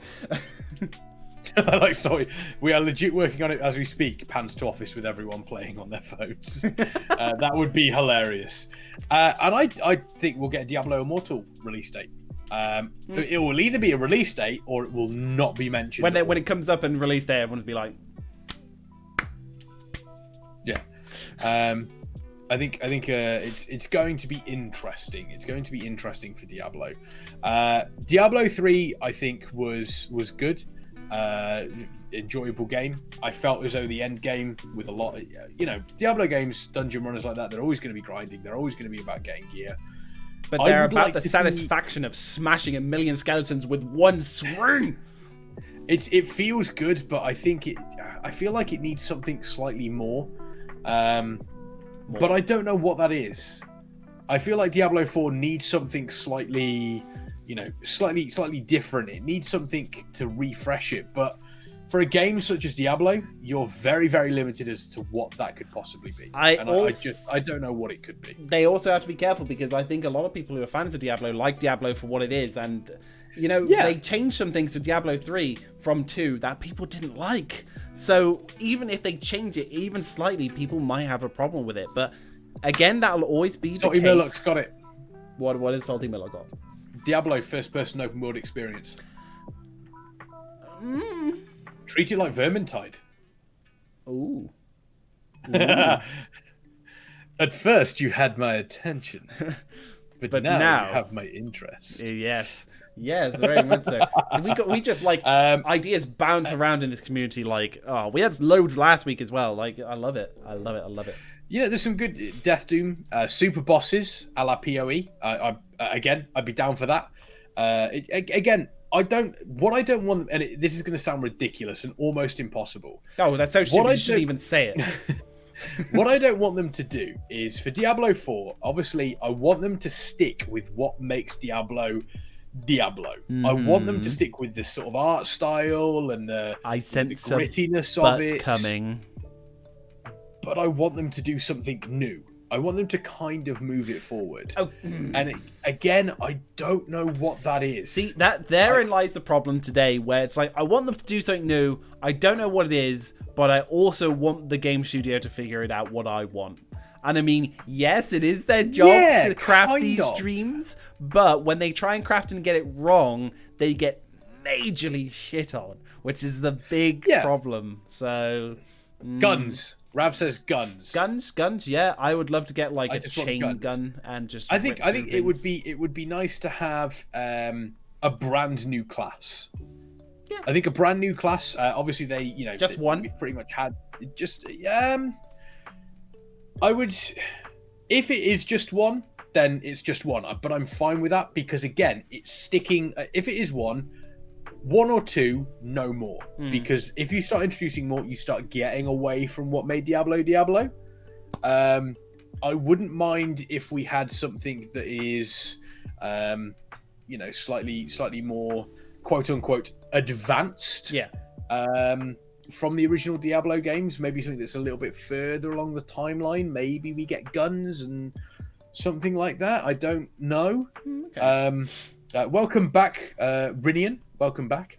I like a pure angel or pure demon class. Maybe. Yes. Maybe so. Nephilim. Yeah. No. No Nephilim. Diablo VR. Oh, that would be sickening. Imagine just being in a dark room and then just Diablo like stepping out of the shadows. Yeah, run. I'd be more terrified if legitimately you turn around and you just being like, I'm going to play a barbarian. You hit whirlwind and then you just go.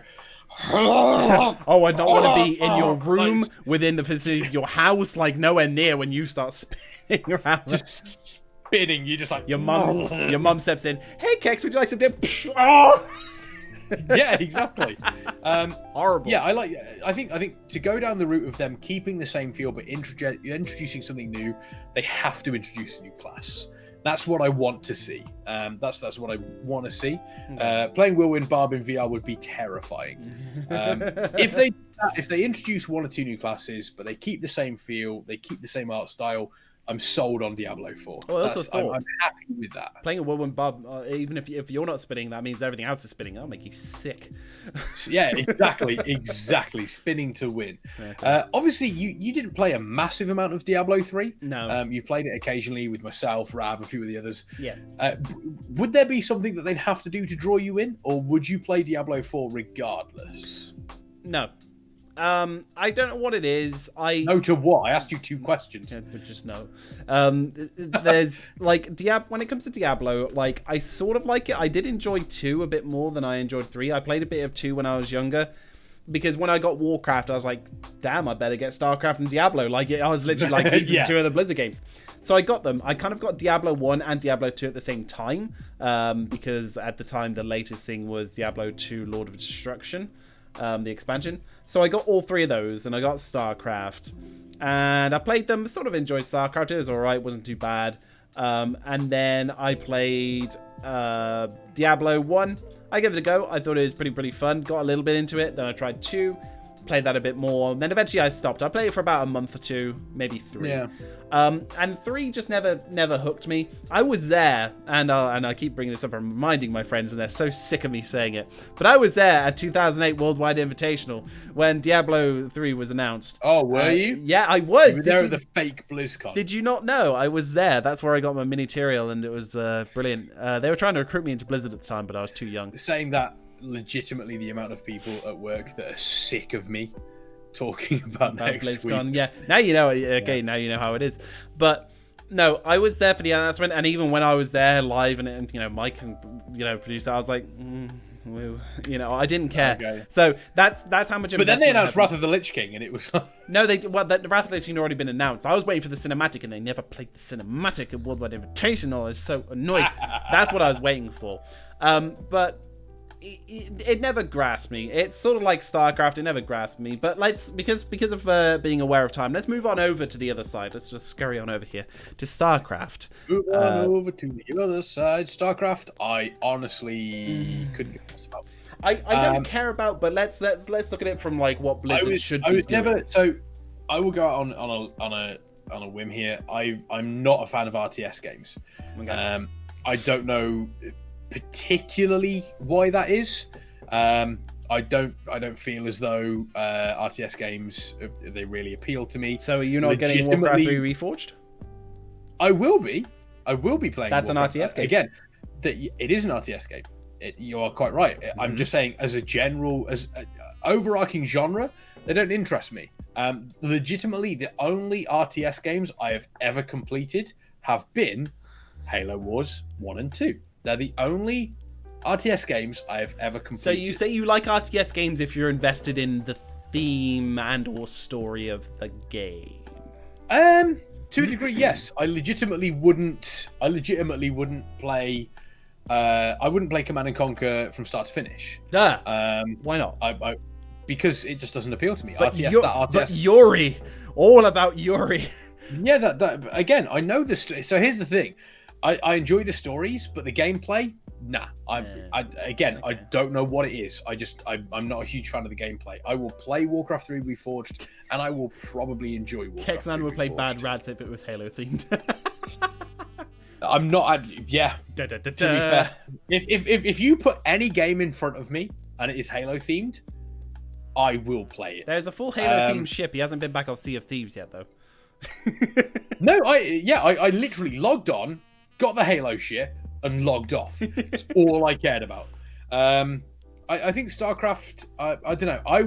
So the StarCraft universe, I think that the games at this point have kind of tidied it up quite nicely. There are a few little sort of like strings that they could pull to get a story going.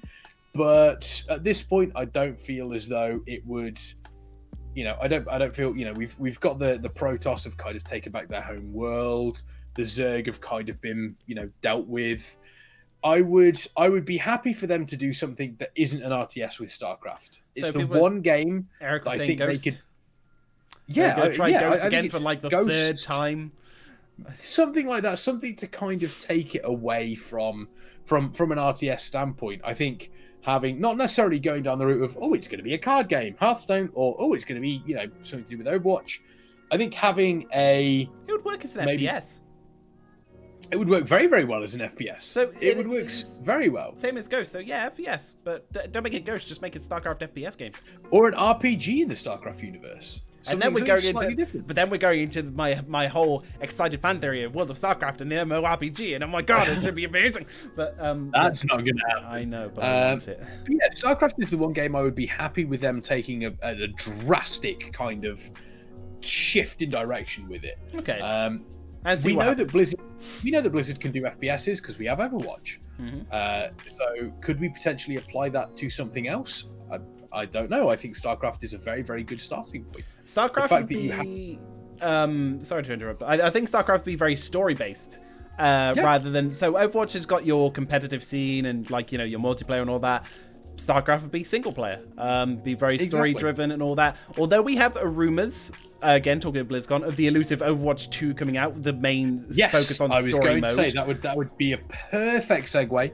But I would be happy if they're like StarCraft, FPS, story, blah blah blah, and Overwatch 2 story FPS. Just give everyone everything. Why not? Yeah. Give me both. Yeah, why not? So yeah, I don't think StarCraft 3 is an RTS. Meh. Again, RTS, don't particularly care. I like the story, but I don't think I'd play it. If they wanted to really invest me into a game, then it would have to be, like I said, a bit of a dramatic shift. An RPG or a first-person shooter, I would be 100% down for. Deus Ex style third person for StarCraft. Ooh. Okay. So I could potentially see that. Because if you think back to some who played Warhammer 40k Space Marine, chunking around in a suit, just do that, but with the Terran, chunk them around, start fighting Zerg third person, it would work. I think that would be good. I would buy that. Because I like Rav's idea. StarCraft 3 Pokemon game, going around capturing Zerg. I'd be fine with that. Oh. I want pet battles in my StarCraft. I think StarCraft is, at this point in time, out of all of the IPs that they have, StarCraft is the one that could use the biggest shift. And I feel as though turning it into a different genre is the way to go. But they StarCraft need to do something with it. Like, they can't just keep releasing commanders for the multiplayer that no one plays. Just do something else with it, please. Either let it go, because right now it's just rotting in the ground and it's kind of like that shameful sibling that you don't want to talk about. StarCraft 2 has turned... So you remember that scene in The Shining where he goes into the hotel room and there's the beautiful naked lady and then she turns into this horrible twisted old witch? Have you seen The Shining? I have seen The Shining. It's been a while though, but so that's basically StarCraft 2 started out as this beautiful woman, but now it is just old and decrepit. So what you're saying is that it was Kerrigan when she was beautiful and then she turns into one of the witches from BFA. Yeah, pretty much. Exactly that. Okay. So yeah, I think StarCraft, that's my hopes and dreams for StarCraft. Okay. Speaking of ideas for first-person story shooters, let's move on to Overwatch. I am very interested to see what they do with Overwatch.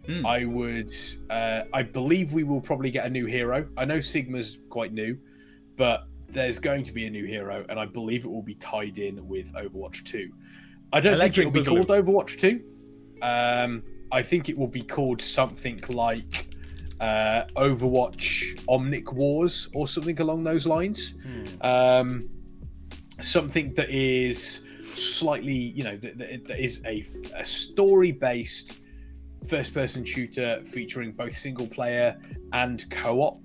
I would love to see, we've seen glimpses of the Omnic Wars with Bastion's short and Reinhardt short.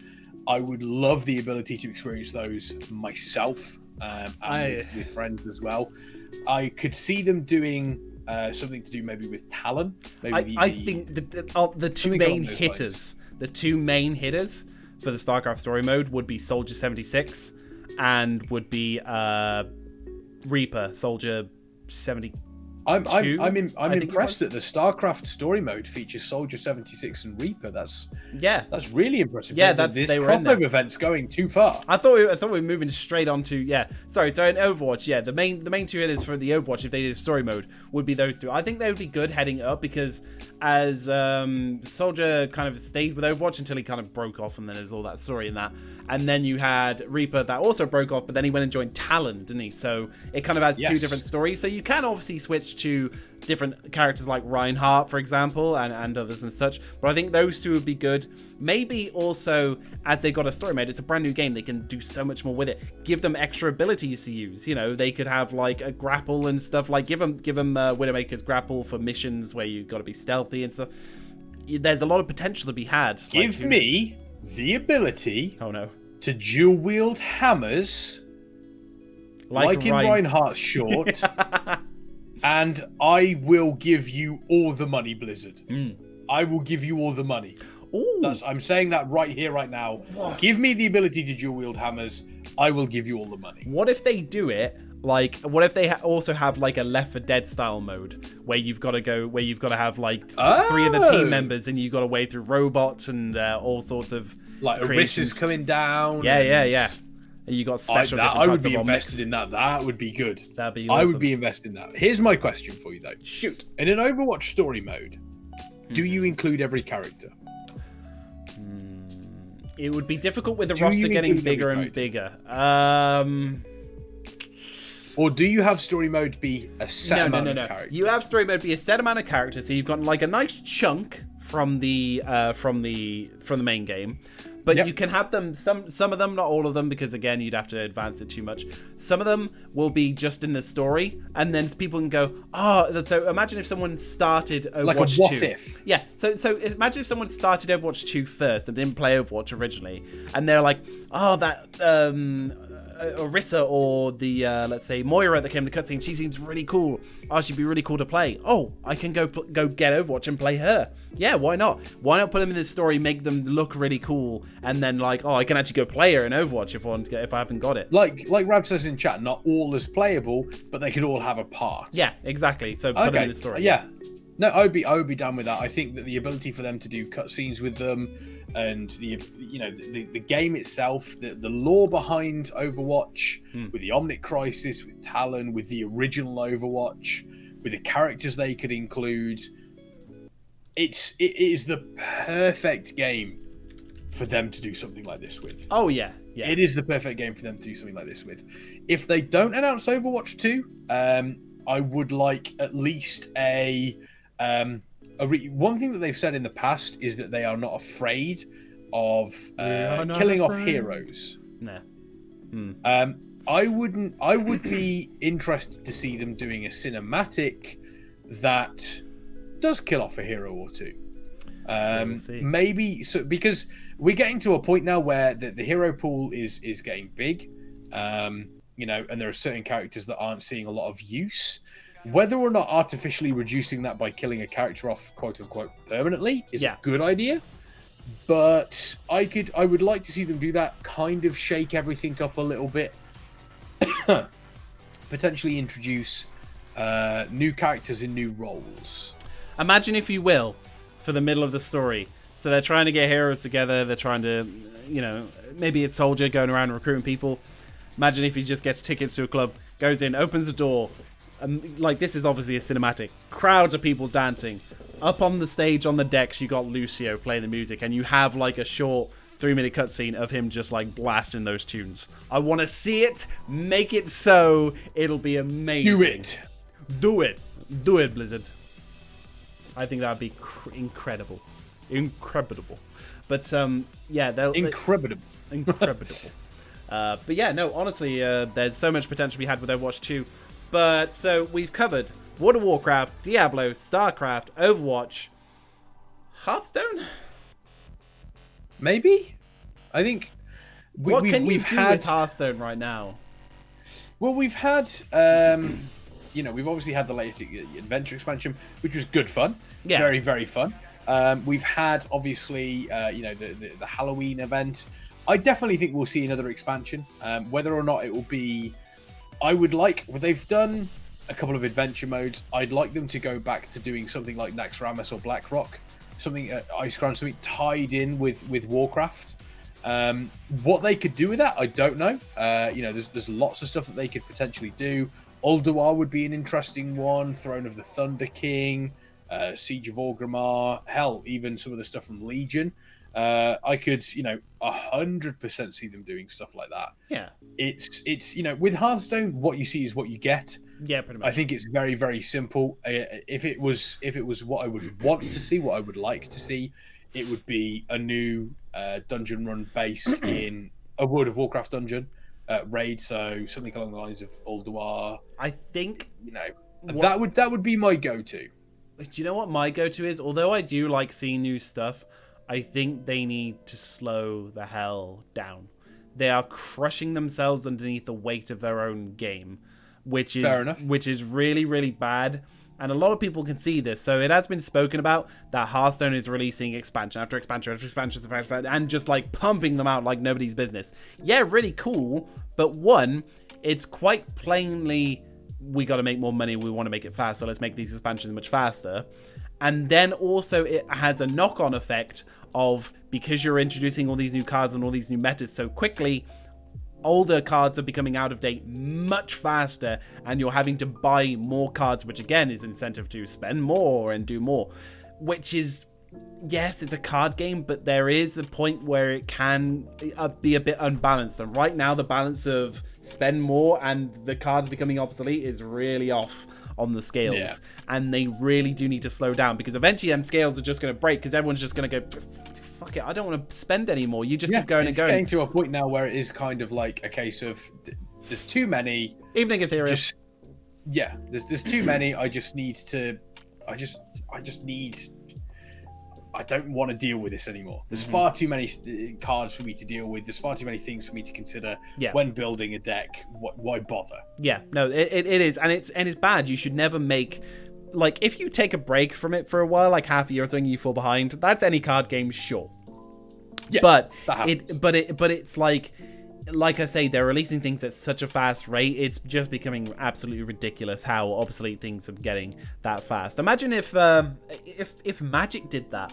If Magic came out like so much that like decks that you made only about a month or two ago were already becoming obsolete. Maybe that is the case in Magic. I'm not the most experienced in it, but I don't think it moves that fast that it's not worth buying or crafting new decks because it's moving super fast.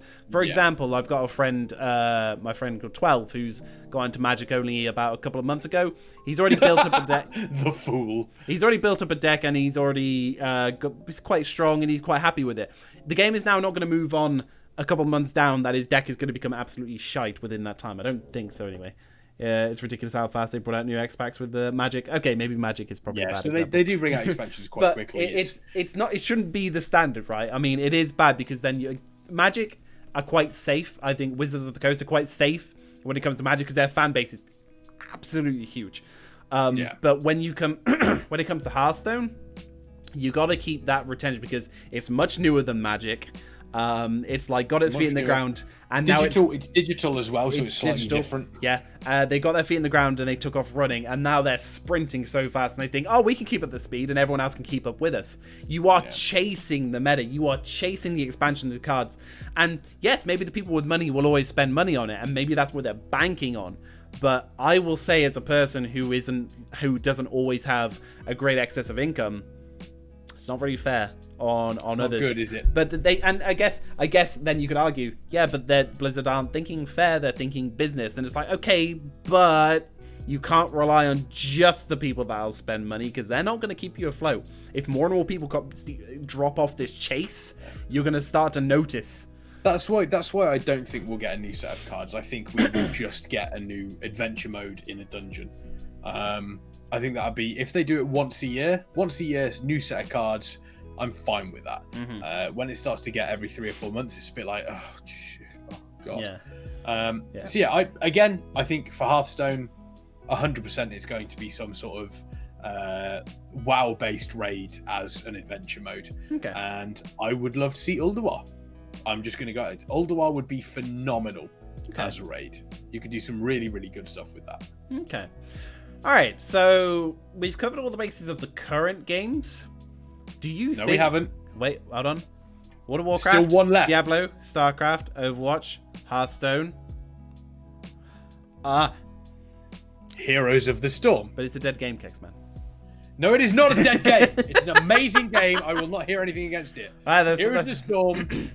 Heroes of the Storm is still a fun game. It's still great fun to play, especially when you're playing ARAM. Which you didn't sound too enthralled and having fun last night in the matches we were playing. I'll put it that way. no, that was more because the matches were fun. Our teammates weren't. There's a slight difference there. Obviously, they've just released Deathwing, which is, people have been clamoring for Deathwing for a long time. I don't know. Have you had the chance to see his abilities yet? Not exactly in detail, Nate. They are phenomenal. Incredible. So Deathwing is consistently in his dragon form. He is the biggest character that they have done, even bigger than Alex Straza in her dragon form. He has an incredible amount of health, with more health even than like a Diablo with 100 souls. And he starts with 3 plates on him, like he does in World of Warcraft. Okay. However, the more health he loses, the more plates he loses, the more damage he takes. Cool. Kind of like the reverse of Garrosh. So he's a tank roll then. He's a bruiser. So here's where it gets interesting. Okay. He is always unstoppable, so he can't be stunned, slowed, anything like that. I beg your pardon. Hang on. Wait. Okay. He does 100% more damage against heroes. His Q ability, he's got 2 forms, World Breaker and Dragon. So World Breaker and Dragon Form are basically the same thing, slightly different abilities. One's more melee based, one's more ranged based. So they do various different things. So his Q ability shoots fire out. It does the highest amount of damage in the game. Takes a little while to it's cast, but when it does, it hurts like hell.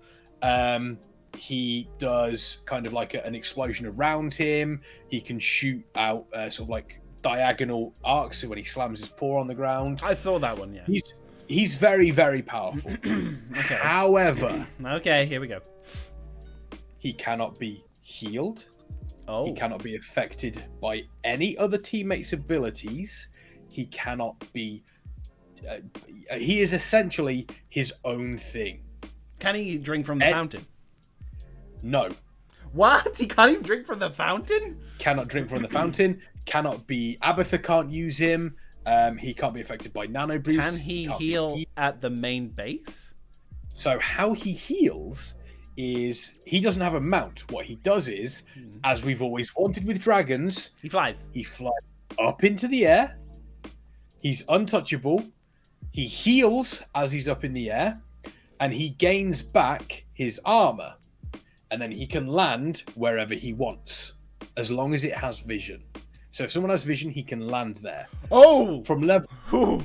Yes, from level 1, he has his heroic, which is called Cataclysm, and it is the only heroic he can have, where he flies down one of the lanes, or he flies down a lane up until a wall and burns everything in its way. Obviously has a very long cooldown, but if he destroys a fort or a keep, it resets the cooldown of Cataclysm. Oh boy. So, and as Death Doom points out, it does sound like he's very powerful, and don't get me wrong, he is very powerful. However, there is one weakness against him, and that is percentage-based damage. Now, Cho'Gall suffers the same issue. If any hero has a percentage-based ability, then it absolutely shreds him, and the same is true for Deathwing.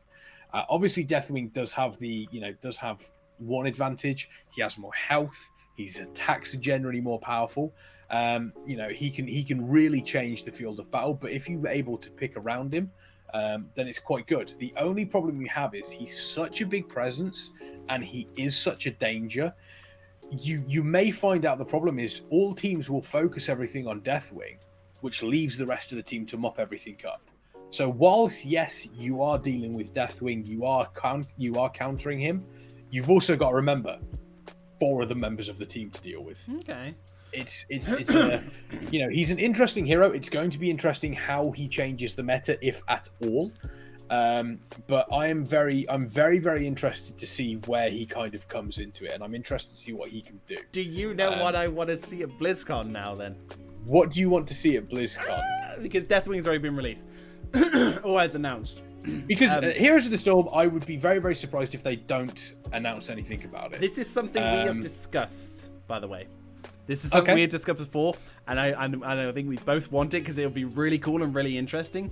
So is it an old god, as Death Doom says in the chat? Stop stealing my thunder. Yeah, like we've discussed that I think they will release something like Cthulhu or Yogg. I don't think it'll be in Zoth. I don't think it'll be in Zoth because he's a big presence in WoW right now. So I think it'll be like bouncing off in Zoth. So because the old god hype is up, they'll put in another one. So I think it'll be Cthulhu or Yogg-Saron, maybe even Yasaj. And taking over the base, taking over the main core, and from there, sort of like Abathur, reaching out to the rest of the map, attacking others, assisting, and whatever, but in a different way to Abathur does.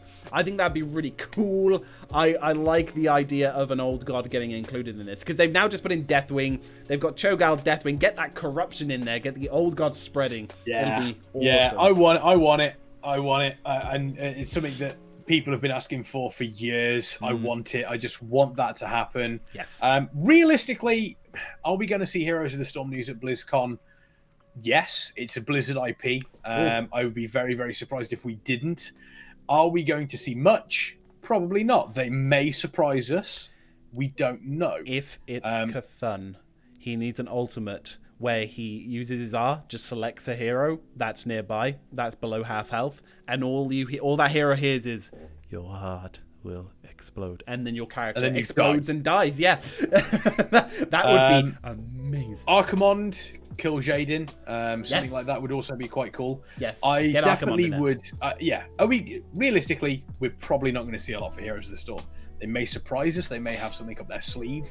I'm excited. We've had Deathwing announced before, like a week, 2 weeks before BlizzCon, which is pretty interesting. It could potentially be a case of we don't really have anything for Heroes of the Storm. Eric. Here's Deathwing. No Nexus heroes. We've got loads of heroes we still need to get in from our universes. Nexus heroes later. Some of the Nexus heroes are interesting. Kira's interesting. I'm definitely interested in Orphea. She's very, very interesting as well. Yeah, but no Archimonde yet. No Archimonde. Yeah, but when Archimonde? Yeah, but when Archimonde? Magtheridon. Manaroth. Give me Manaroth. Give me Grom. Yeah. Give me Grom. Yeah. I want Grom. Bane. Give me Bane. Yeah. Give me Bane. Yeah. Both. Bane. Yak Moose Bull. Bane. Give me both. Yeah. Yak Moose Bull. They should put Yak give Moose me that Bull as well. as a hero. Yeah. Yak Moose Bull. Yak Moose. So I would 100% be behind them introducing a load more heroes, especially in Old God 1. I don't think we're going to see it, to be honest. What I think we will see though is a new IP. I'm throwing it out there. I think we will see a new IP at BlizzCon. Whether or not it will be, whether or not it will be something that is, tied into one of the other games. So as Eric mentioned, having some of the Nexus heroes based in a different IP could be one that we could explore. Or whether or not it's just boom, here we go, brand new IP, kind of like they did with Overwatch. Is it a dangerous move for them to do that? Yes. Have they been encouraged by Activision to get on and make new games? Also, yes. Probably. We know that Tom Chilton is currently working with a team to create a new IP. That has happened. Will we see it now? Eric, no Modern Warfare. God, I don't know. I think it's World of Warfare. We know that there are 5 panels with coming soon on the Blizzard schedule. You can chalk one of them down to the World of Warcraft expansion. Oh yeah. Probably chalk one of them down to Diablo 4. Mm-hmm. Possibly one of them to Diablo 2 Remaster. Or you could have one for Overwatch 2. And one for Overwatch 2. That leaves one panel left. I can't see them having a Heroes of the Storm panel. I can't see them having a Hearthstone unless there's panel. Something really big with Heroes. Yeah, and I can't see them having a StarCraft panel again, unless they have something big to announce. Yeah. But other option for that is, a new IP. if it is a new IP, I don't think they'd have a panel for it. I think it'd be like Overwatch, where they just released that cinematic and there wasn't too much more on it on that BlizzCon, because all we had was the cinematic. Everyone was hyped about it, but there was no panels or anything about it. I think yes, you can still release a new IP at the opening ceremony and still have all the coming soons already covered by current games. So yeah, it's still possible. It is possible, and it's going to be exciting. And I, for one, the fact that this is my first BlizzCon, and it's my first BlizzCon, and I'm going with Warcraft Radio, who sort of like 10 years ago. Absolutely praying that our streaming software is all going to work fine, because if it doesn't... it will. It will. Eric's going to be there. I'm Eric. Make sure it works, please. We need this to work. It will. It will. I have faith in Eric. I have faith in everyone in making BlizzCon a fantastic success. And watch everything down. No Rav. Stop. No Rav. Shush. Obviously, make sure you're tuning in next weekend, because we have a lot of cool things. We are going to be talking about them tomorrow. So tomorrow, I believe tomorrow? Tomorrow, 6 p.m. GMT, which I believe is 1 p.m. EST, I believe, here on the Twitch channel. We are going to be talking about our BlizzCon plans, what we're going to be doing. There's some exciting things. It's going to be a bit of a, it's going to be a fantastic trial by fire, but I'm very confident we can pull it off. Okay. You are not going to want to miss a single thing. It'll either be amazing and successful, or just break down. It'll be fine. But we're going to be covering BlizzCon. It's going to be fun. There is going to be no "you think you do but you don't" next week, because me and Dunkirk won't be here. Yeah, me and Dunkirk won't be here. I'm not going to sit here and do it on my own, because we're going to be at this time next week. We're going to be doing BlizzCon. He'll be here. We will be on the stream. And guys, to remind everyone, because not a lot of people know this, we are going to be streaming live from the panels. Okay, so if you want to see, and it'll be mainly, I think, plans ahead, but I think we will be covering especially World of Warcraft panels, of course, because we need to bring you the latest and greatest World of Warcraft news. But there'll be others. Plans will be announced. We will let you guys know, and and so. But we're going to be here. I'm going to be here myself, as far as, again, planned ahead with Slanik. We're going to be sitting here. We're going to be talking about everything that's going on. We're going to be watching the opening ceremony with you guys. And we're going to be watching as Eric says, I'd like to formally announce "You Think You Do But You Don't" is going to be live on the Mythic stage. Okay, live on the Mythic stage. That's one of the plans. Myself and Dunkirk interviewing Ian Hazacostas. Oh, okay, yeah. It'll be fine. Don't make these announcements on the stream. But... so again, we're going to be watching it live here on the stream with you guys. It's going to be awesome. Me and Slanik are going to be like, so if you want to be joining an Englishman, an Irishman, and possibly an American, then that'll be here. And then we're going to go straight down after the opening cinematic. We're going to be going down to Kexman, Atlas, and all the other guys down there in and around the convention center, who are going to be covering it for you guys. If like them IRL streams over on Twitch where they walk around and talk a bit, it's going to be like that, except you're going to have Kexman's big face just plastered all over it. Try not to get your beard in the lenses too much. I will try not to. It'll be I will try not to. It's going to be fun. It's going to be great, though. It's going to be awesome. Everyone's going to love it. I personally cannot wait. Like I said, my first BlizzCon, and the fact that I'm getting to cover it with a fantastic bunch of people, and not only that, but to see exactly what the future holds for a lot of the IPs that I love and that are very near and dear to my heart. I personally cannot wait. I'm going to be busy here getting all the footage and videos uploaded of Kexman onto YouTube. Sorry to hear that. You're welcome. God. Anyway, we are about out of time here tonight for You Think You Do, But You Don't. If you've enjoyed tonight, obviously make sure you are pressing that lovely little follow button up in the top right-hand corner. Yes, I'm there. There's some fantastic stuff coming up. Like I said, tomorrow we're going to be revealing some of our BlizzCon plans. We've also got Vendor Trash with Slanik as well. And then on Sunday, Heart of Azeroth, make sure you tune in, because it is your chance to win a virtual ticket, which comes with all of the nice little collectibles, transmogs, the Illidan skin in Overwatch, along with the Tyrande skin in Overwatch. your chance to win with a trivia quiz that's going to be taking place in Heart of Azeroth. You don't want to miss it, because it also means that you'll be able to get access to everything at BlizzCon. We already had one of the quizzes last week. It was a tremendous amount of fun and also a little bullshit mango. But aside from that, it was a great bit of fun. It's come along for the laugh, if not anything. And of course, get yourself a chance at winning a virtual ticket. No strings attached. If you win it, you get it. I think it's the top 3 that will be getting it. Top 2. I think it's the top 2 that'll be getting it. If there is any changes on that after this, we'll let you know on the day. But as far as we know now, top 2. And yeah, check us out on all the social medias. That's our YouTube's, Discords, and all that. And that's it for You Think You Do But You Don't. We won't be here next week because there'll be BlizzCon. BlizzCon next week. It's going to be very, very exciting. I look forward to seeing you all there, not only at BlizzCon, but on the stream as well. It'll be great, guys. Thank you for joining us this week. I've been Farseer. I've been Kexman. And that's all she wrote.